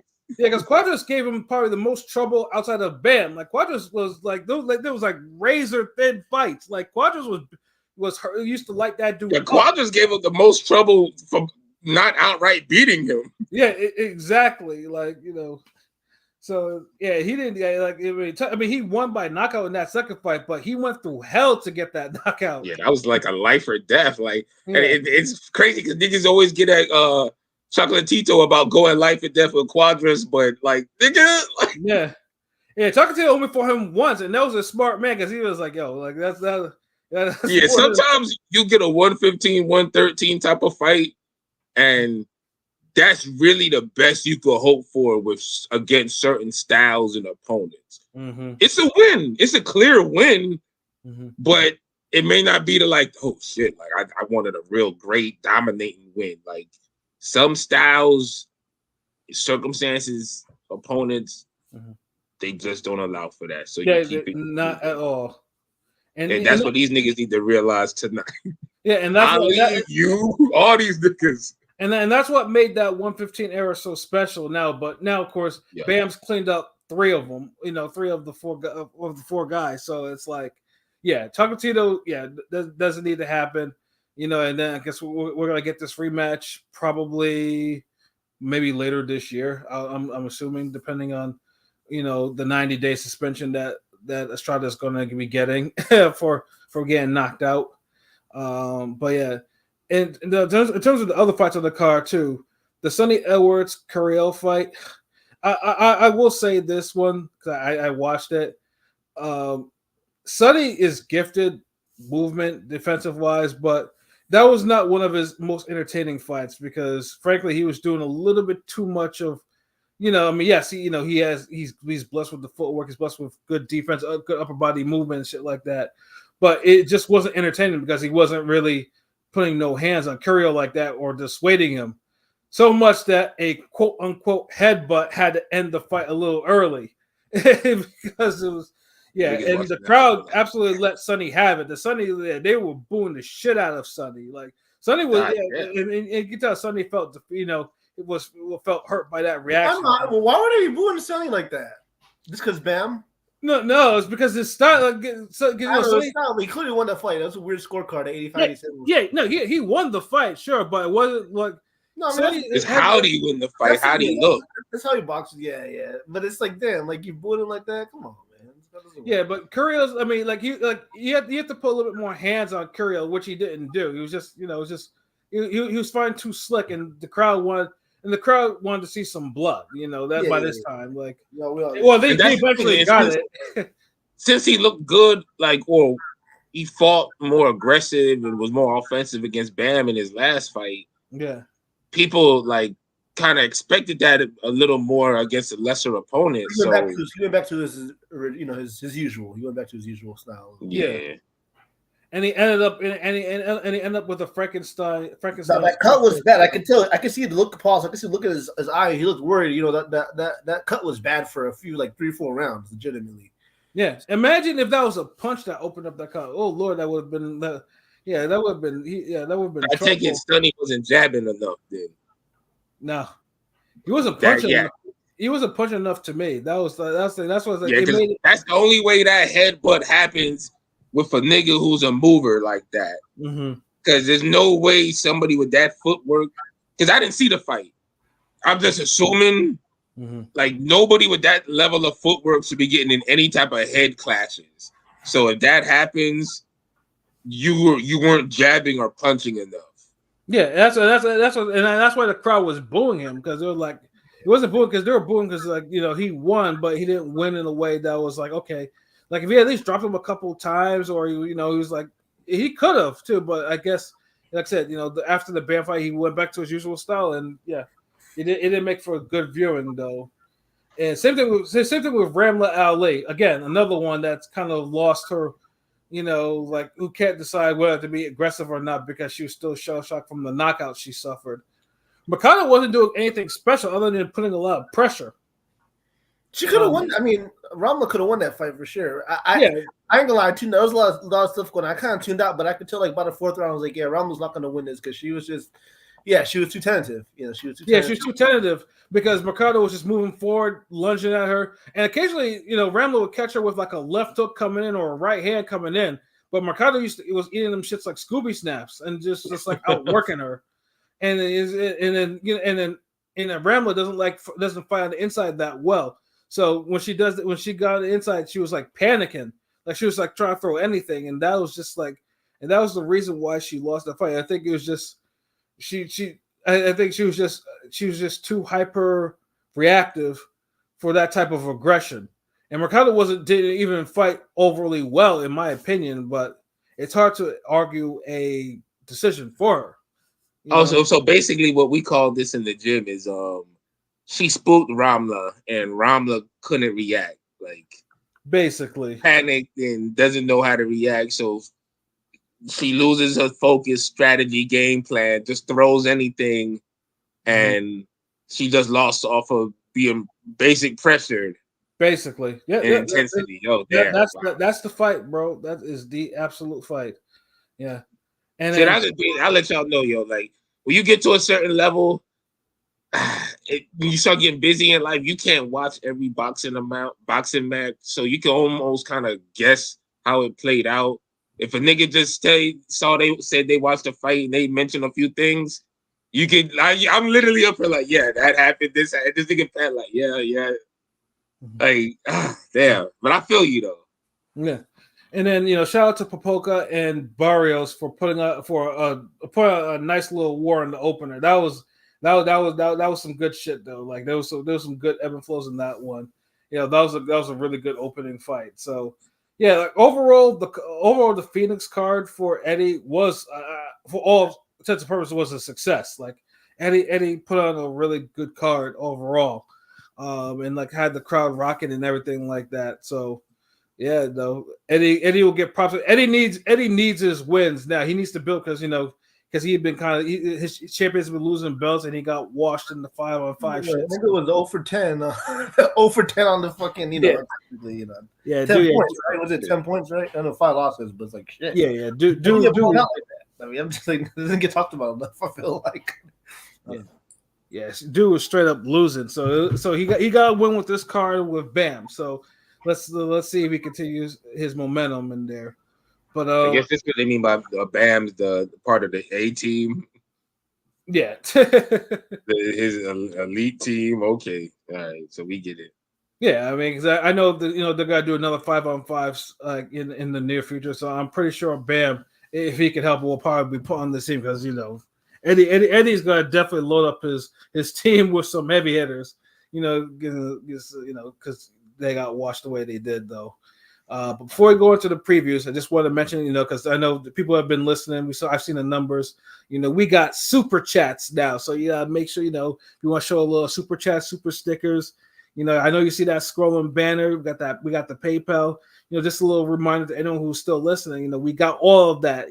So if you feel a little generous and you like what you hear, it's right there for you. But this weekend, we got 2 notable cards for the most part. Zepeda fight first. All right, we'll do the Zepeda fight. Yeah, we'll do that one because, like I said, let's just talk about the real fight first, bro. Yeah, I like the in-ring gang episodes on track events and shit. The Olympics is coming soon. Don't worry. It is actually coming soon. Some real shit, yo. I almost forgot about that shit. It is coming soon. Shit, but I might have to get pilot. I might have to get a pilot feature. Facts, yo. I might need to remember that when I start titling these episodes later this week. But Olympic tryouts. Shakur Stevenson versus Artem happening whatever his last name is, nigga. But I can't remember. No disrespect, dude's quality. But, But before we talk about that card, though, Golden Boy is having a card on the same day too, where they have probably now their top fighter and their top fighter on the boxing tip. Arguably right now, William Zepeda. Wait. So Virgil Ortiz ain't re-signed with them no more? I mean, I have to go with Zepeda right now because he's actually been active for the time being. Zepeda. I mean, didn't Virgil Ortiz just fight the other day, like twice? I mean, right now Zepeda has a little bit more to him because considering that Zepeda because he's fighting like more rounds. Zepeda is like number 1 in all the orgs right now. He's literally the first time. Wouldn't Virgil Ortiz be like? How many niggas we picking against Virgil Ortiz right now in his divisions? Well, I mean, they're about the same, roughly, right? I mean, because they're both top 3-ish, top 5. That's what I'm saying. Like, he made it seem like active. Yeah, one is just more. Dude, you made it's more like a Cams and Beans situation. You made it look like it was Bleak and Cam, nigga. Yeah, no, but Zepeda is actually being like probably better people right now than Ortiz. So it's like. And like I said, Zepeda is number 1 in all the orgs at 135 right now. I need Ortiz. Does Zepeda beat everybody at 135 like Virgil Ortiz probably would? That's the first time ever. You know what I'm saying, that somebody's been number 1 in all of them. Like at least in a while. And this is where I've gone in about Oscar because I told you Oscar needs to move him, needs to solidify a shot with one of these guys. Like he can do that. Like he's long overdue, and he's a guy that's eventually gonna. Outgrow. He's in his mid-20s. He's gonna be at 140 before you know it. I'm just saying exactly. Like you can't just have him. Like I don't know why they're not trying to get a tank fight with dude. Like he the only one who I think will put some hands on, like get a good fight out of Tank. Like these other niggas, They ain't gonna throw their hands consistently enough. They ain't gonna go for it either. Yeah. Oh, hold on, Blazing Killer. What it do? Yeah, this fight is just a step up before he fights Shakur. Actually, it's still a tough fight for Zepeda, but he will win. Got robbed versus Isaac Cruz. Yeah, and this is where I'll go because because who he's fighting next is someone who is quality in Giovanni Cabrera, and like he's his brother, he's a good boxer, man. Yeah, his brother was in the comments. I know he's listened to our show before. Shout out to him like that. Cabrera is a quality fighter. Cabrera. I mean, obviously, he was the first person to beat Gabriel Flores. He beat the shit out of him. He should have stopped him, but he did drop him 3-4 times randomly. He was supposed to lose that fight, right? Bro, yeah, that was like such a domination. I can't even like fault him for not stopping him. Yeah, he beat his ass, man. Yeah, like if he could have, he would have. Yeah, and then of course, and then probably the best opponent that Cruz has fought post Tank is Cabrera, and Cruz looked absolutely positively mid as fuck. People see that's the thing. Like neither one looked great. Now hold on, I get out. Yo, Beth, Cabrera is a discount Ryan, dude. It's okay. God, you know what? It's the last fight. No, but Cabrera don't have power like Ryan. Cabrera's actually a more competent boxer than me, but he don't have the power. He is. Yeah, and he has a chin. And he has a chin on him. He has a nice chin, but he don't got no pop like Ryan. Off street or not, Ryan got that snappy hook, bro. I don't know. Yeah, if that's Cabrera's biggest flaw is his power is not where it. I mean, he showed it in the Ryan in the Flores fight. Grab Gabriel Flores if he got power, nigga. Yeah. But no, he got pop. He got it's weird. I mean, he was taking shots from Cruz. Cruz hit him with some fucking super hard lefts that wasn't. Yeah. Cabrera didn't blink because Cruz was like loading up on them shit. See, and that's another reason why I didn't think Cruz or damn like batter rolly like he did, because like them shits on K Brown was taking them shits like. Yeah.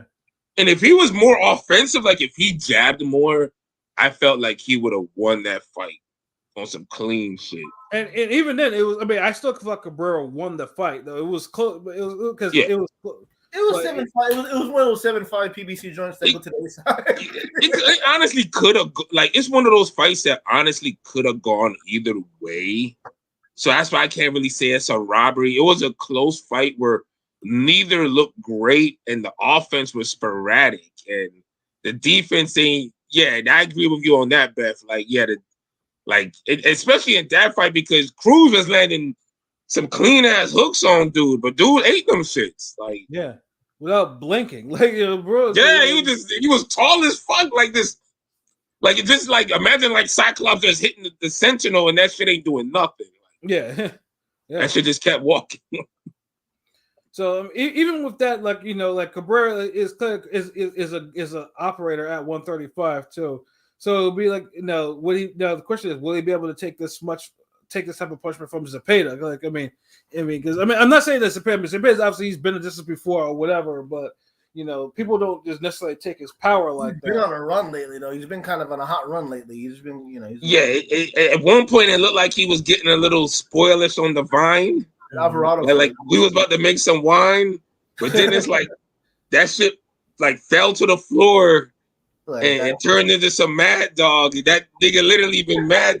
Like, he got dropped by that random dude, and then I don't know if you remember that Rene Alvarado fight. A lot of fights were going on that night. Yeah, that was a hard fight. But after that, he's been kind of in go mode. You know what I'm saying? He's been a damn dog ever since. It feels like and I feel like he's gonna get like somebody's gonna get some horrible work from dude. Like he's speaking.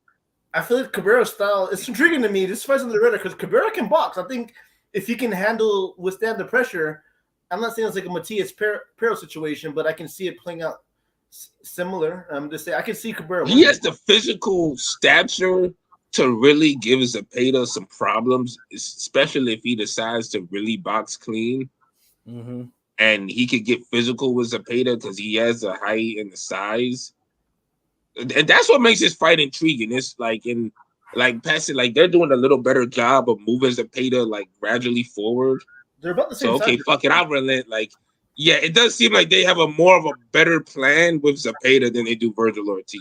Like, but this is Oscar, nigga. Like, yeah, like sometimes some should be looking like it's a plan, and then it's like it goes left. Like, so Facts. But yeah, Zepeda look like they really giving him different type of stuff. Like Cabrera's output, like it was uneven in the last. Like, see, this is the thing. Well, boxing's such a sport where it's what you've done for me lately, where I think we might put too much emphasis on his last fight. But his output is pretty decent. It's steady. He's not Steady, gunshot. yeah. But he don't throw like fucking Zepeda. Cabrera don't throw like Zepeda. Yeah, that's shit, who does though? Nobody. Right. Nigga, we gonna bring up Paul Williams or somebody like? Yeah, no, it's he do got that. That's why it's a good fight. Like fucking my bad, Pat. I was just gonna say it's probably 60-40 Zepeda's favor. Yeah, like honestly, like I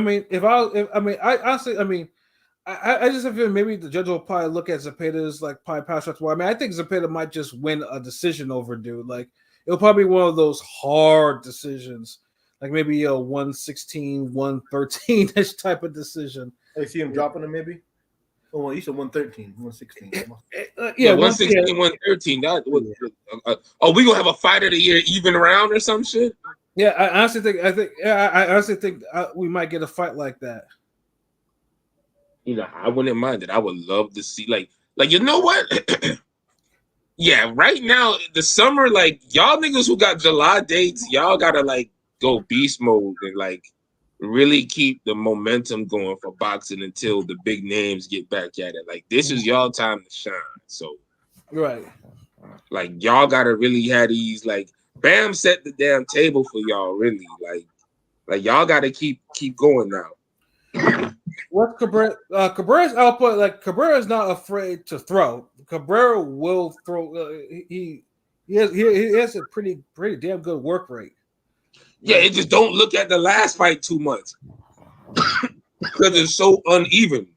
It was a weird fight for both of those guys. Yeah, it's a weird fight. It wasn't both indicative of what both those guys usually fight like. Them two yeah, it's literally like one of those damn Marvel What If comic series or some shit. Like it's the random fucking fight where you're like, it's the goddamn Hopkins Winky Wright fight, like or something. It's like some shit that's not supposed to happen, but it happens and no one asked for it, and everyone tries to forget it happened. Right. But Ring Gang remembers because we fucking remember everything, so we'll bring up some shit like that. But yeah, that's how that Cruz fight was. Because look, Cruz already beat the shit out of Rolly, and we don't even like. We're not even gonna mention that fight no more for Cruz. Yeah. Cabrera needs that too now. He needs to like have a good performance where we're like, yeah, okay, he's back to normal. Now back to our regularly scheduled program. Yeah, no, yeah. So anyone is anyone predicting a knockout? Like, I mean, I just said decision. Does anyone have anything different? Late stoppage. What round? What round? I'm thinking like 10th round. Okay, 10th round. LB, what about you? I mean, I could see both happening.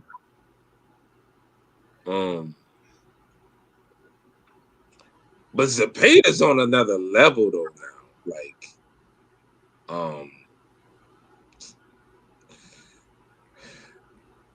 I can almost see a decision or like an 8th round stoppage. I mean, both are very possible. Yeah, I think a decision.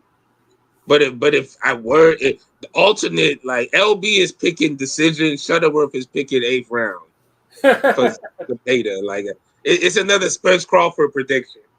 Okay. It's like I'm on both sides. Yeah, this is a real intriguing fight. I mean, one of the better fights this weekend, of course, under the radar.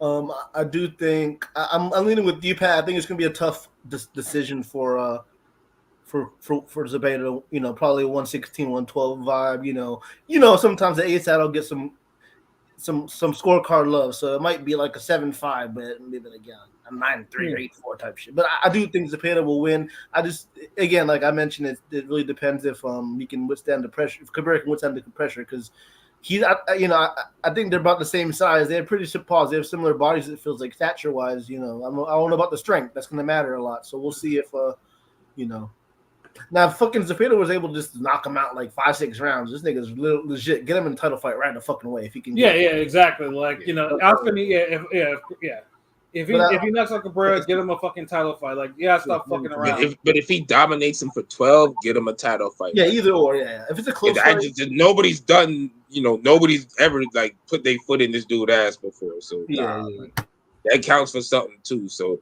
that's why it's a quality fight. That's why I'm low key kind of hyped to see this. Like, you know what I mean? Yeah, and right now, good, right now for FanDuel, right now they only have the money line out, but Cabrera is a plus 790 underdog. And who knows? Plus 790. 790, yeah. Damn. But yeah, they don't have the props yet. Because trust me, I was going to say, if the fight goes a distance or a decision for each guy, that might win some. Might have just to win some bread off that, but we probably have to wait until later on this week for the prop bets to be available. Oh, what's Zepeda? Zepeda is a minus 1,300 favorite. Jeez. Yeah. They treating this like cannon fodder. Like they really feeling Zepeda, but Zepeda been looking good. He's been dominating. So dominant. So I get it, but like I don't know. Those odds are still kind of like crazy. Yeah, they are. Yeah, the fuck. Damn, do they know who Buddy fighting? Like, like shit, dude. Like they got them Teofimo Lopez Claggett. Like I don't even think the odds were that far apart for that. Hell no. Although that's the sad part. All I know is that you would have won bread if you actually did bet on the fight going the distance. Please. Yeah, of course. I think me and you both bet on 1 through 4 and 1 through 6, which was just pretty much throwing money away at that point. But it was supposed to happen, bro. Like this nigga can't fucking box.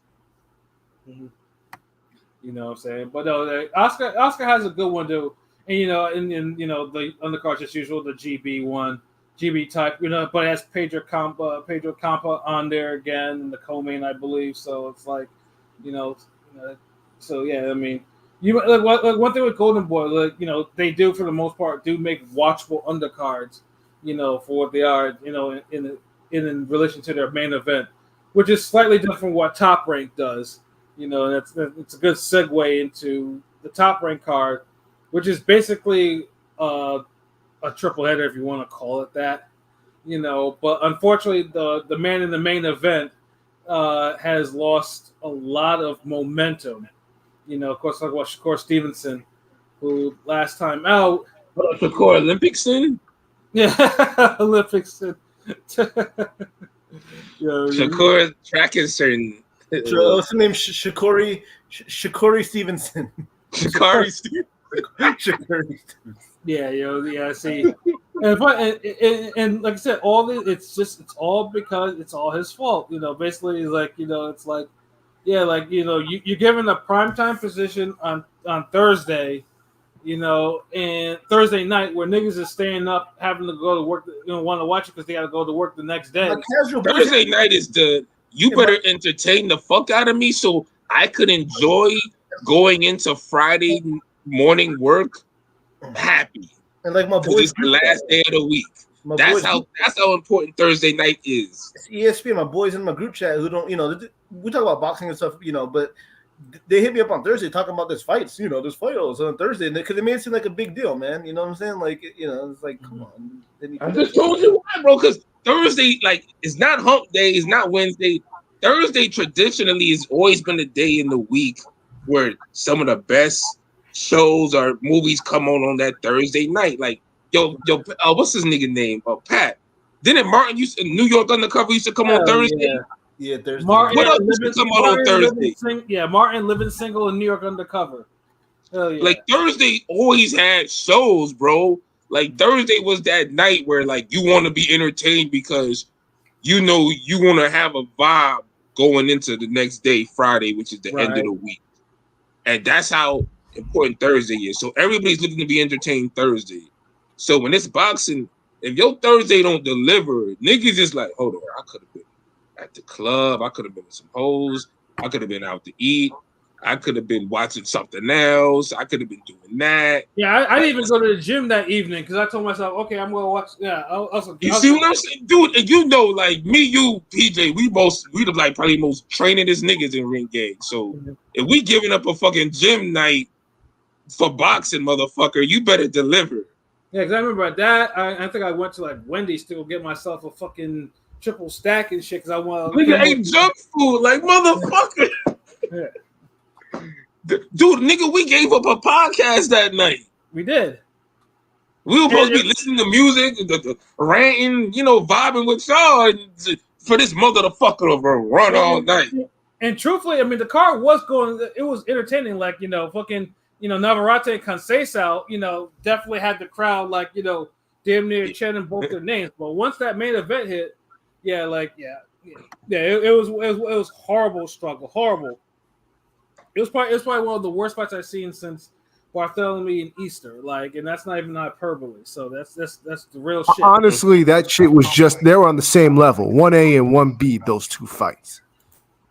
The funny thing too is I don't ever want to watch Bartholomew Easter because I know how shit that was. But it's actually, I mean, I might just rock with you on that one, but yeah, Bartholomew. And then Rigo and Casemiro is 1C. Yeah, that was a that's up there. Yeah, Rigo Casemiro became the new Rancis Easter. And the crazy thing is, like, I still be seeing that clip of fucking Edwin and Shakur just does a complete spin out, and I'm like, what the fuck? Like, yeah, and of course, it's embarrassing. And of course, preemptive fainting and shit. It's so whack. What he was doing. Come on. Yeah, no, the dude don't really have no defense. He just has great footwork and reflexes. Once again, I just want to say this. We got to stop calling fighters great defenders if they don't understand how to measure distance. Like you call them defensive fighters, but like their measurement of distance absolutely sucks. Come on. Like, I don't know what it is with these new fighters and not understanding distance, but it is what it is. Because they don't want to jab to measure distance. Look, this is what these niggas are doing. Like, they the type of niggas, they're the new niggas. They don't want to like weigh out the trees. They want to damn weigh it out with their fingers. And that's what these niggas don't want to weigh out. They don't want to gauge the distance with the jab. They're doing it with their eyes. And so their eyes are telling them like, okay, this is good. And then they move. Mm-hmm. And they athletic, they young, they could do that. But if you look, we seen it with Sonny Edwards and Bam. Shakur Stevenson just hasn't met his Bam yet.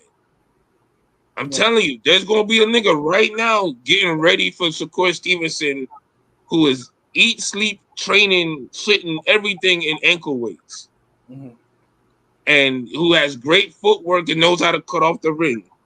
As soon as that happens, then you'll see how good Shakur Stevenson is. He hasn't met his Lemos. He hasn't met his damn Bam Bam. Yeah, and truthfully, that's why he could get away with all that bullshit. And truthfully, this is why Tank should be wanting to fight him now before this shit happens.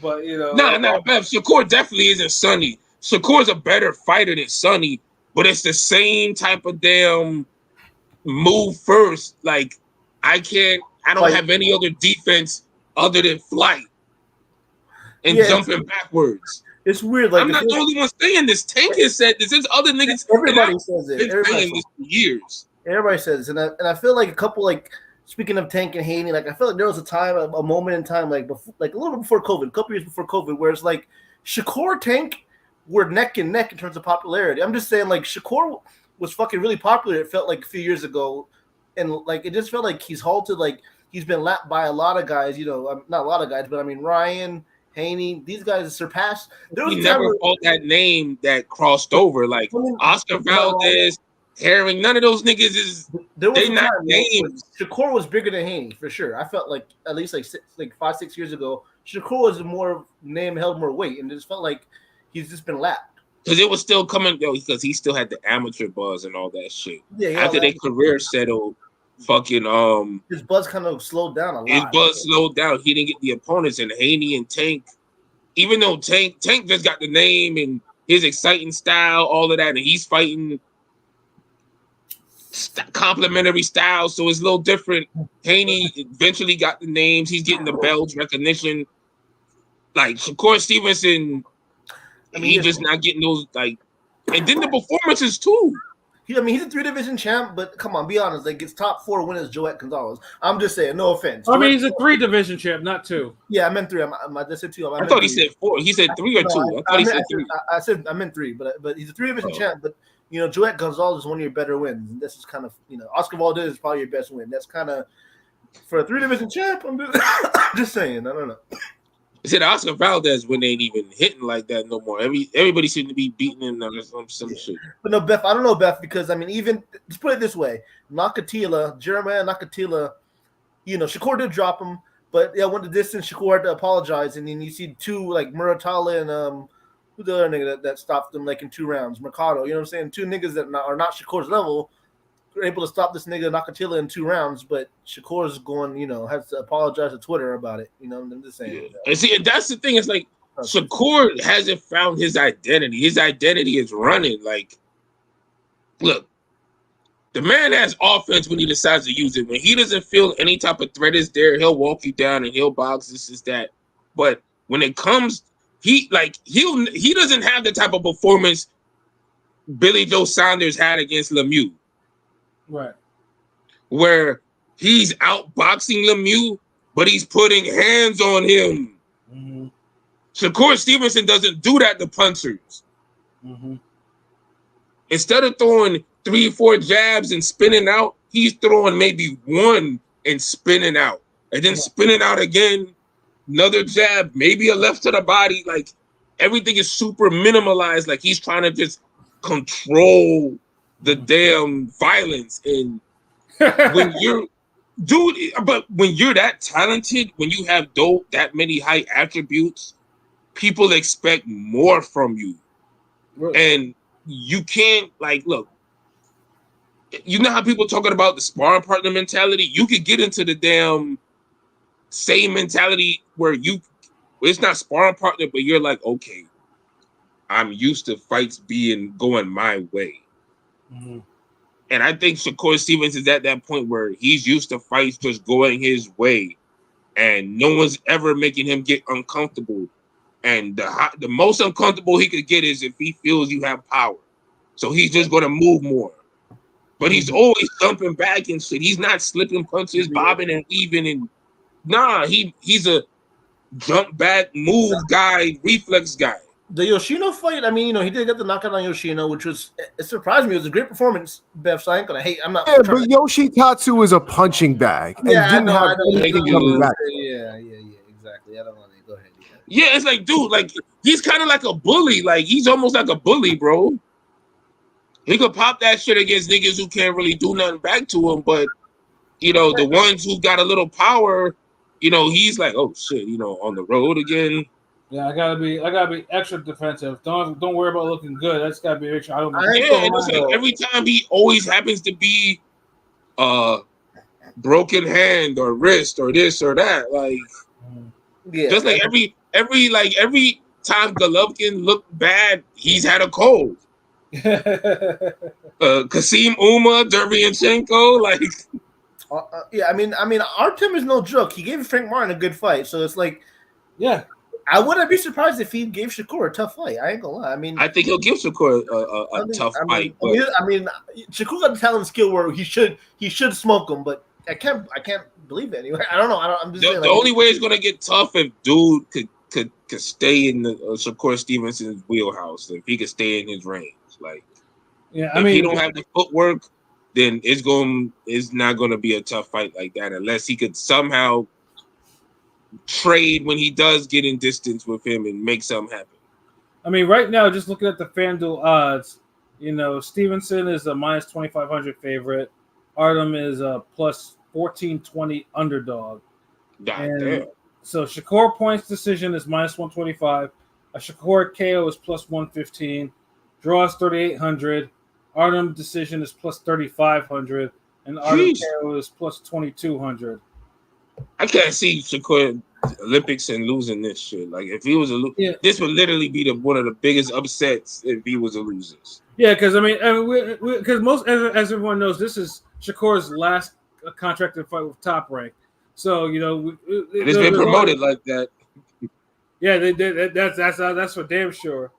So it's like because sometimes Bob will probably pull some fucker because Shakur does have a belt on him. Imagine it being. I mean, imagine. I wouldn't say it's a robbery, but imagine the close fight doesn't go with A side usually gets the benefit of the doubt. But imagine I'm saying Shakur, you better stop that nigga. You better stop the nigga for the critics and also to keep your belt and your zero. I honestly, and that's my person. I honestly think Shakur's going to make a. Yeah, I think it's gonna he's gonna stop him like boring. This is gonna be a boring ass fucking fight. But hold on, wait. Like, I see where Pat's coming from, but it's just like Stevenson, man. Like I think it's gonna be more of the same, bro. Like more of the same. The only thing if he gets hit cleanly too many times, that might like make it to where like dude is getting rounds. If Stevenson's too negative and he's able to still get hit, that's the worst thing that happen to him in this fight. Because remember, everyone cards were 8-4. I mean 8-4, 7-5. I'm saying so it was like it was a close fight on paper. I'm just saying you see what I'm saying, and that's what it's trending towards. So you can't be super defensive or try to neutralize a guy and he's still up there with you competitively. Like it's it's like that shit I be telling you where niggas be sorrowing out with the judges. Like remember it happened in Navarrete. Right. So I'm saying just be prepared. I mean, luckily for Shakur, Artem, like I'm not gonna say Artem has some pop, but he not punching. So yeah, but he's aggressive. He can put. So I can because he gets more of a hell of a fight. What was he, a gold or silver? I think he's a silver medalist, just like Shakur. He's a silver medalist. Yeah, both silver medalists. It's more of a footwork and activity thing more than a power thing because Shakur is a guy where we don't know how good his chin is. You want to be able to just be able to punch and hit Shakur repeatedly. No, seriously, that type of style, you just want to be able to put hands on them because if you could consistently put hands on somebody like that, you could wear them down. Because remember, they're used to moving; they're not used to moving while getting hands put on them. Right. That's the type of shit where you got to be training on some Ann Wolf shit, some Shuttleworth shit, where you fucking sparring 2 and 3 niggas at the same time every day. You running down the block, nigga chasing after you with a pipe, shit like that. Prepare you for shit like training like that is what prepare you for surprises. Yeah, that was some old Streets of Rage imagery right there. But that's the type of training like some niggas you ain't gonna beat unless you do some shit like that, or you ain't gonna lose until a nigga bring that out of you. Like, hold on, fuck, like, cause dude, like. I feel like it's gonna be another boring ass fight. I hope Shakur Stevenson changes the narrative because if he gets too boring and dude lands some clean shots or makes it competitive, it like. And this is the thing, like Shakur Stevenson doesn't have the power that Teofimo has, where those bombs are really showy. And landing heavy and hard, where you're like, okay, like even though Claggett's eating them shit, you could tell he's feeling the motherfucker. Shakur don't punch like that, so if he just does a few of those bullshit punches, and the dude is able to still land some clean shots, I mean, you might have some fuckery. I'm sure, like boxing Twitter is definitely gonna be waiting for Shakur if he lays an egg, But, look, dude, we'll never hear the bro. But at least the co-main though is a good fight, where Oshaki Foster making his 3rd title defense against Robson Conceição, and like I said, it's like I said, although Oshaki was kind of shaky in his last time out against Nova, He still won that fight. He still won that fight. It was close though, but he won. Oh no, I'm still pissed though because it was me picking him to stop Nova. A lot of cheese. Like it was because Rome copied my parlay too, and that was the only fight on that parlay that I lost. It was, and I got some good, and there's some good picks I got, but that one was just the one.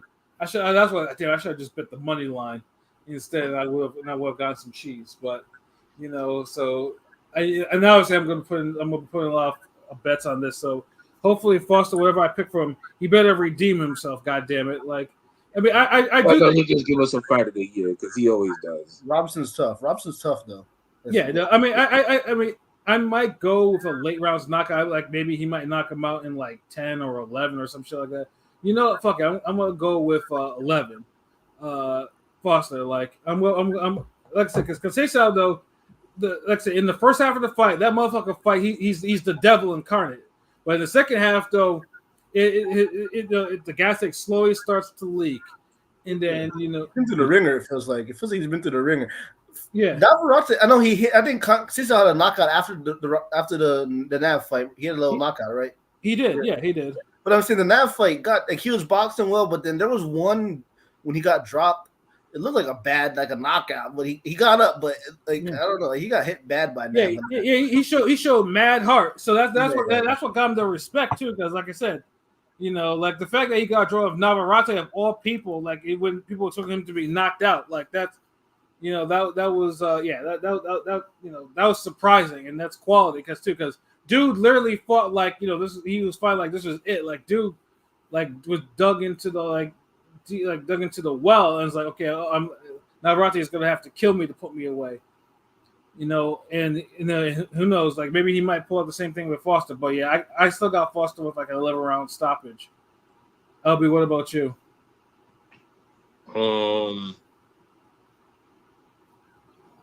Foster by Conceição really like he's been stopped before? No. Damn. Like I don't know. Foster got deceptive power. He know how to. He digs deep. Like I just all I could really predict is this going to be a fight of the year or belong on the list. Because Foster just be getting into those fucking types of scraps where. You might say it could be a ring IQ thing, but one thing he has above all these other niggas who be lacking the ring IQ or be making harder fights is he has the guts. Like some reason he just like he's one of those niggas like if he knows he's fucking up, he's gonna turn it around somehow. Like he knows like word like yeah I ain't getting no rebounds. All right then. I'm gonna start making these threes, nigga. Fuck that. he figures it out, and that counts for so fucking much in boxing. Where it's something where I wish a lot of other fighters had that gear like Foster, where they just figure it out, no matter how bad they're looking. Because every time I'll be like, God damn it, Foster, fucking jab. You got the footwork on them, like you outbox, you moving, but you pot shot just jab and he ain't gonna touch you, and you'll do something else and make the fight tougher where it comes down to the last 2 rounds and he has to pull out a knockdown. It's great for TV. Like he should honestly, I want to see Foster on like some big co-main pay-per-views. Like he's like that 1980s Black American style that just kind of disappeared in boxing. That he's versatile. He's like versatile, huh? Yeah, like versatile, but yeah, fuck it. If the fight's on the line, nigga, I'm gonna put your ass on the line. Like we missed that, but not to digress too much. I'm sorry. Decision. Okay. Foster by decision. Skin of his teeth again. Knockdown, pull out, whatever the fuck you want to call it. Burning Vigor, Fatal Fury, Final Attack, Special Move. Pull out in the 12th round because he's gonna need it somehow. That's what I'm predicting. Cool. P, what about you? I'd step away for a minute. What was the question? I apologize. No, prediction for the Foster fight.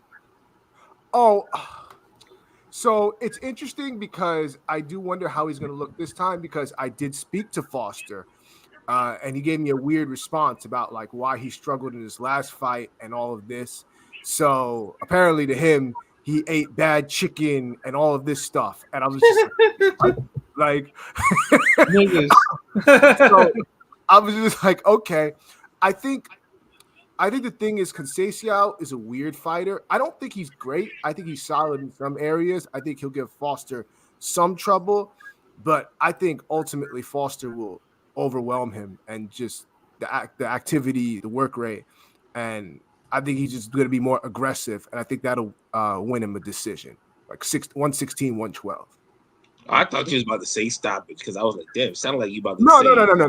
No. I'm not picking a stoppage. Like I think Conceição is durable enough to to go the distance, and I don't think like Foster's punching like that. Even though he had that great knockout of Hernandez, but I don't think he's going to knock out Conceição.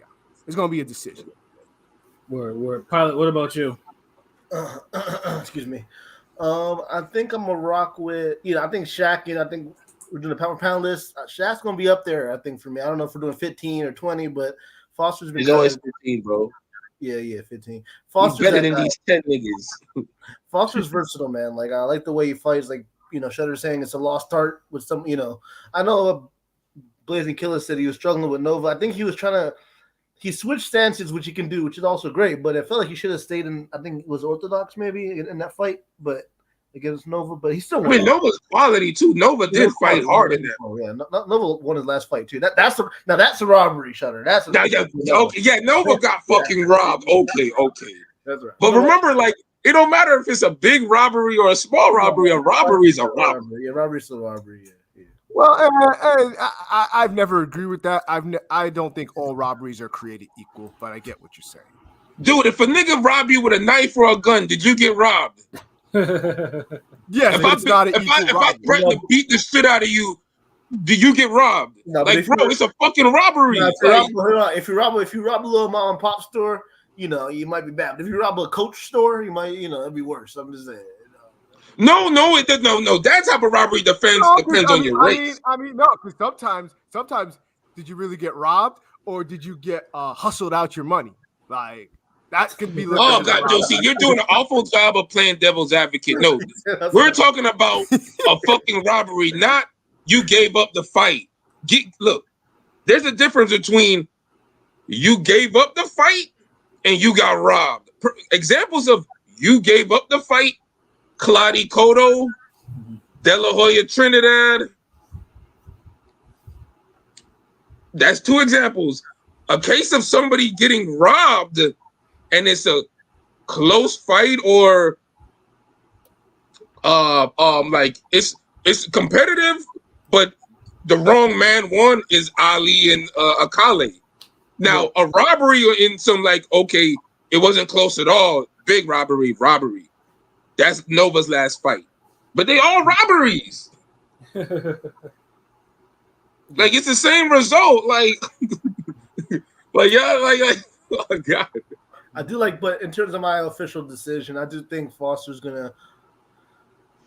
The decision sounds like, logical, but I'm going to say a 10th round knockout. I think 10th round, he'll get him out of there, and Foster will stamp his name. He'll make the most out of his moment. He knows this is like his, again, 130 is the promised land for these niggas, for some of these niggas. So I think, he'll relish in the moment and get, continue to get a big fight, whether it be Valdez or Valdez or what's his name, Navarro. Even though they're going to fight each other. Oh, shit. So, yeah, there's other names you can fight at 130. So, but I think he'll. Let him move up and fight Tank. No, but yeah, I want to hear what Pat going to say on that podcast. But I will call that shit out. But yeah, so far like they have the money line bet on Foster Conceição. So Foster is a minus 250 favorite.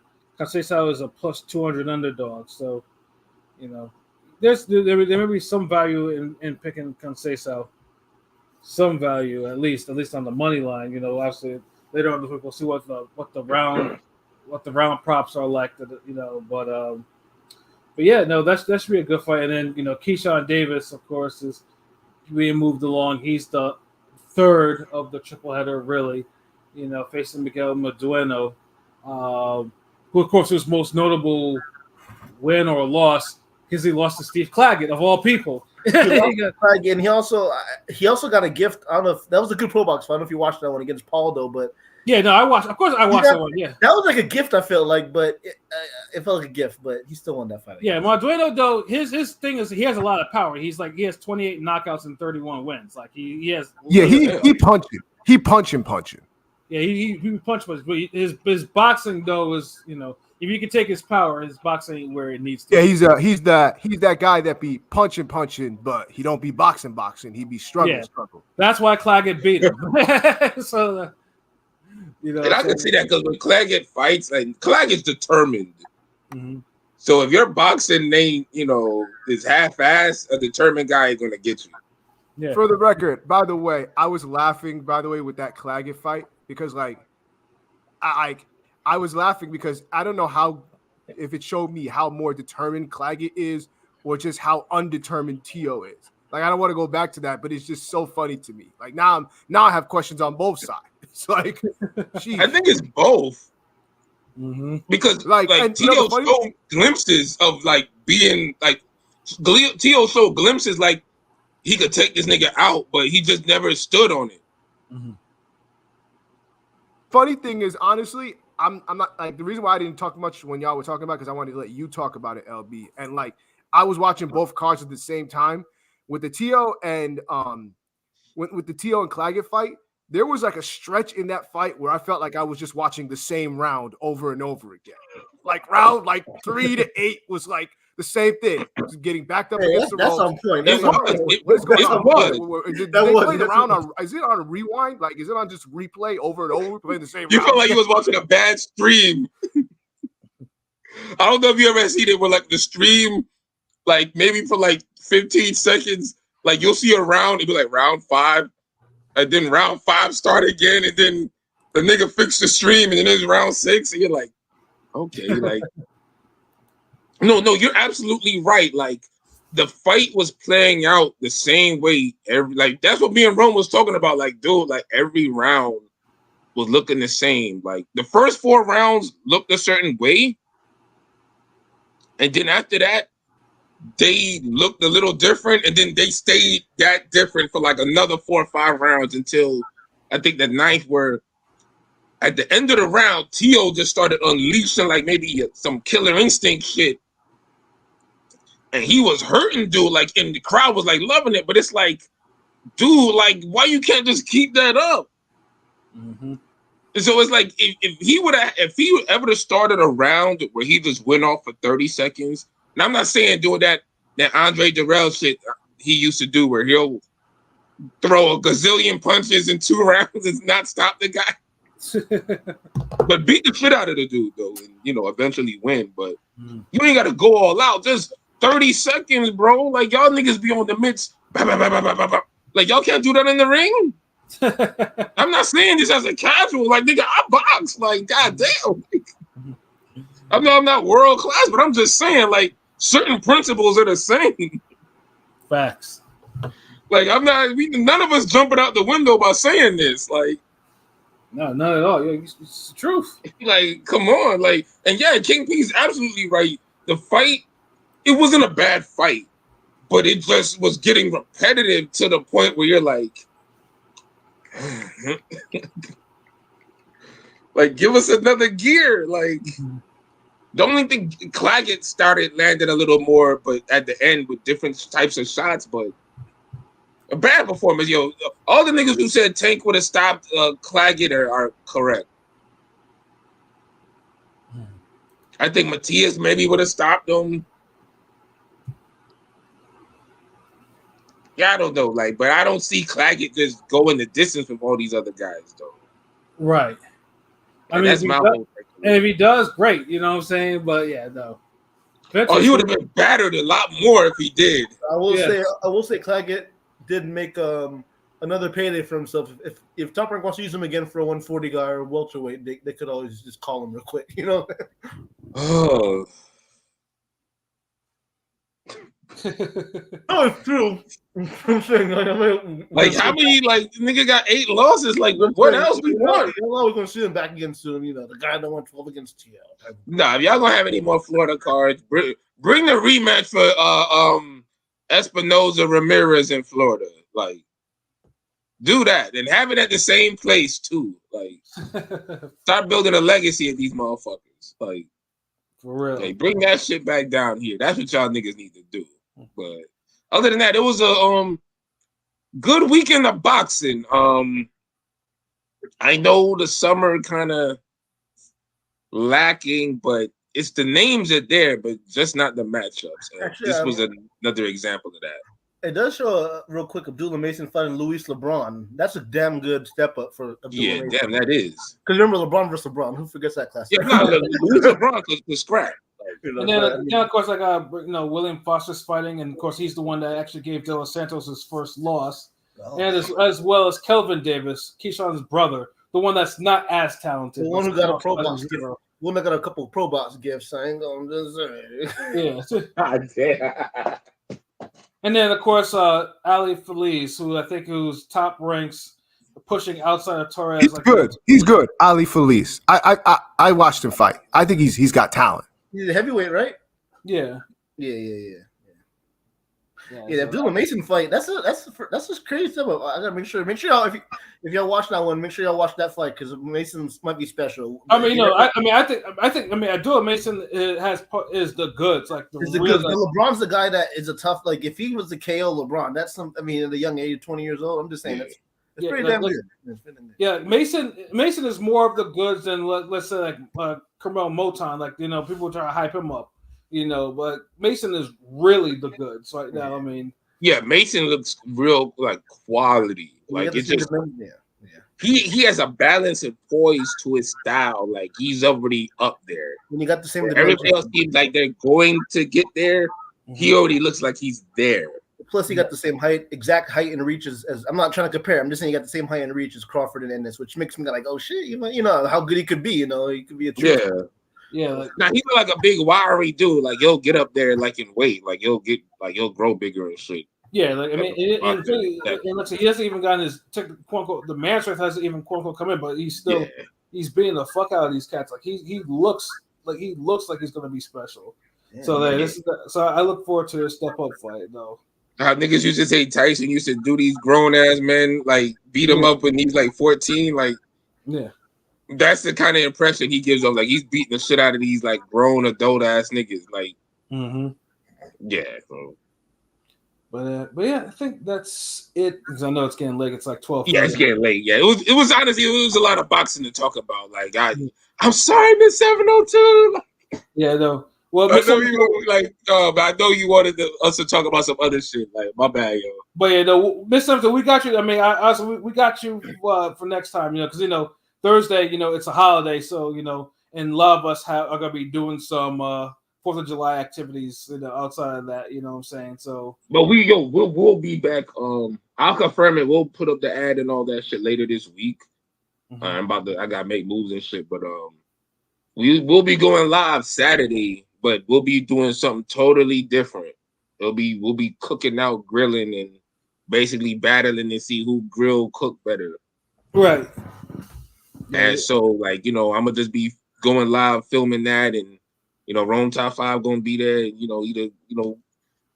I'm have somebody else he's gonna be challenging, and we going live. And in between that, we gonna talk about whatever. Like, might talk about the y'all have questions, y'all tune in.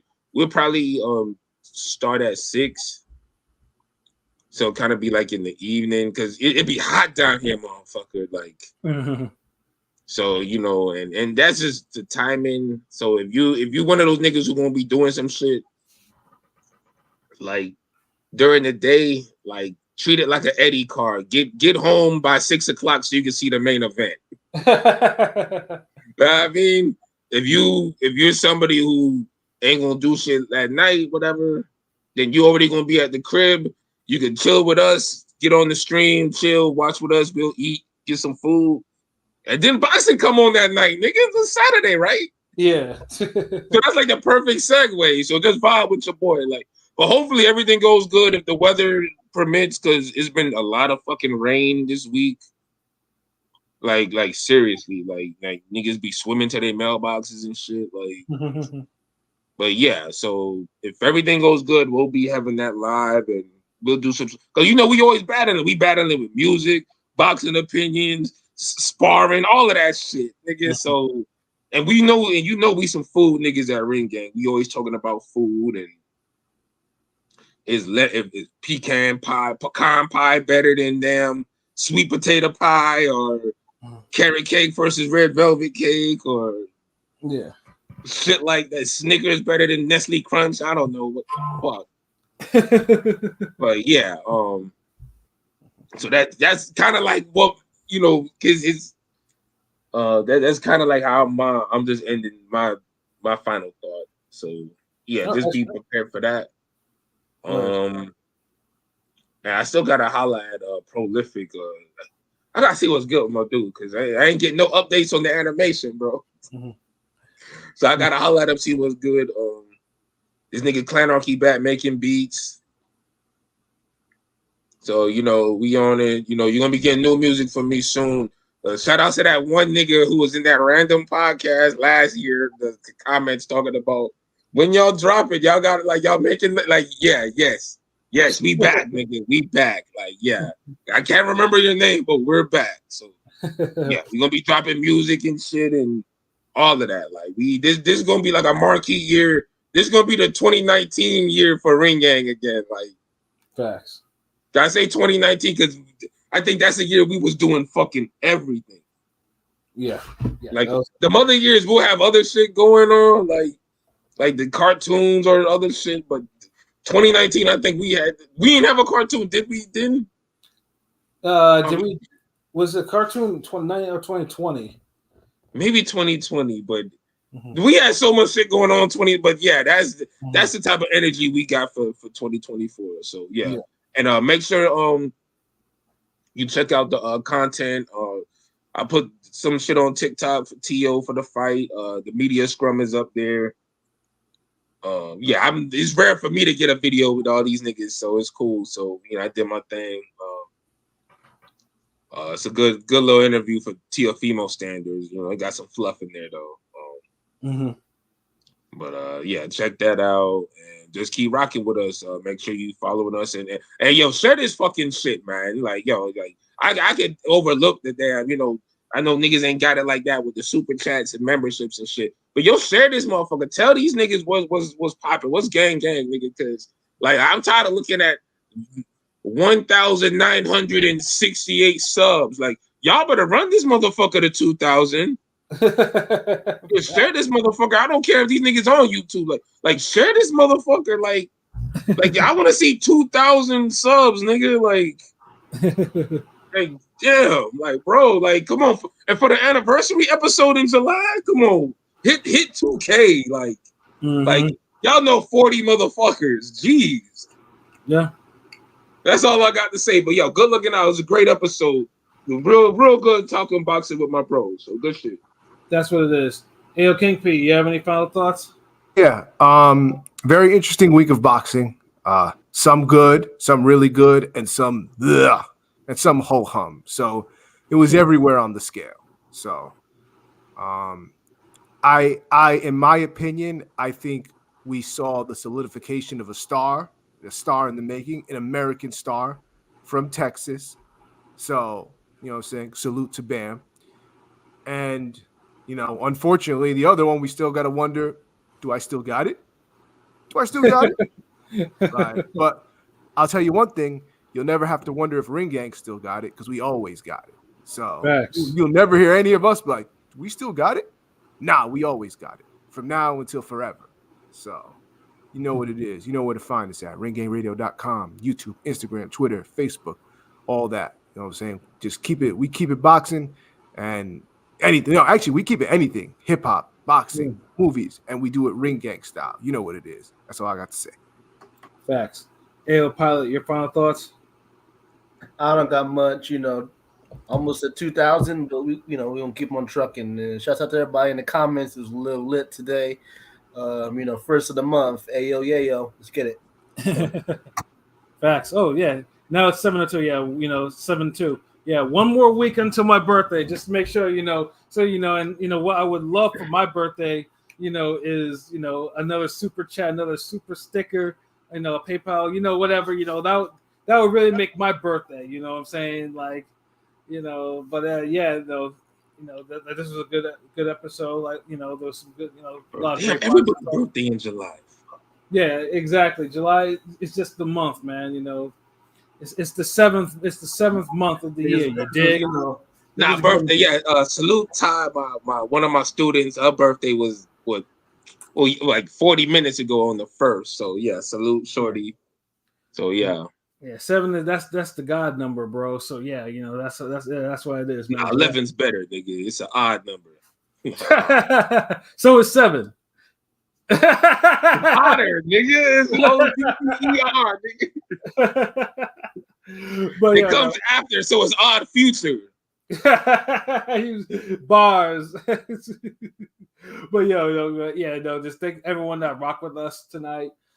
Shout outs to like I said, the comments, especially for the comments for the video that LB got.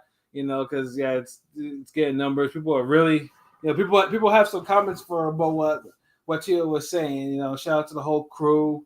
Yeah, I gotta check. What views is that? I gotta check that shit again. My bad.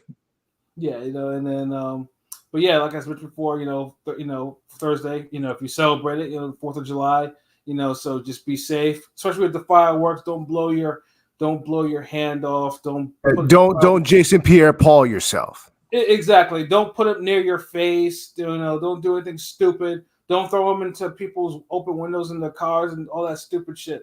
Just be responsible. Yeah. Some of y'all need to stick with the beginner fire. Just the firecrackers, the ones that go pop, pop, pop, not the actual. Now, some of y'all think just need sparklers. Yeah, the orange box, huh? The orange box where you just throw them on the ground and step on them.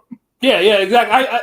That's why the only fireworks that my parents would even let me do, like, because that's just dangerous. I mean, I remember the first time you get to shoot a Roman candle is pretty tight though. I ain't gonna lie. I would not want to shoot fireworks though, but I love watching the shit. I love sitting there with a little drink in my system and watching that shit go. You know what I mean? So it's like, hopefully you would love it in Florida. These niggas firework, explosive firearm, fucking crazy down here. drive all the animals crazy. I'm sure. Driving the two-legged animals crazy. He's goddamn the July 4th is always like the purge down here. Niggas is just like, jeez, goddamn animals be packing that weapons and shit now. Nigga, like.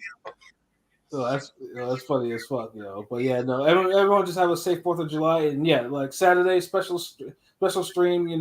There'll be more on that though. Shuttleworth, Rome top 5, and then another person. Yeah, man. It'll be interesting. It's some new shit though, but Ring Gang, like, we're creative, so like we're always coming up with some new shit, and yeah. So yes, keep. I think it's gonna be watching prelim boxing anyway, so you can have our stream up. Mr. Multiple watching 17 different fight cards on Saturday. Straight facts, you know what I'm saying? But one of them should be Ring Gang, nigga. But yeah, get our subs up. We want to get 2,000. Get the likes up. Get the comments up. Tell people, like, Ring Gang is number one, and then they need to listen to us because we keep it real. You know what I'm saying? But yeah, for myself, Pat Scorpio, the New England representative, for LB Shuttleworth, the God, the Go artist, for King People, they can be, and for Conscious Pilot. This has been another wonderful episode of Real Talk. Where, as always, if shit's real, we talk about it. So until next time, peace. And leave King P alone.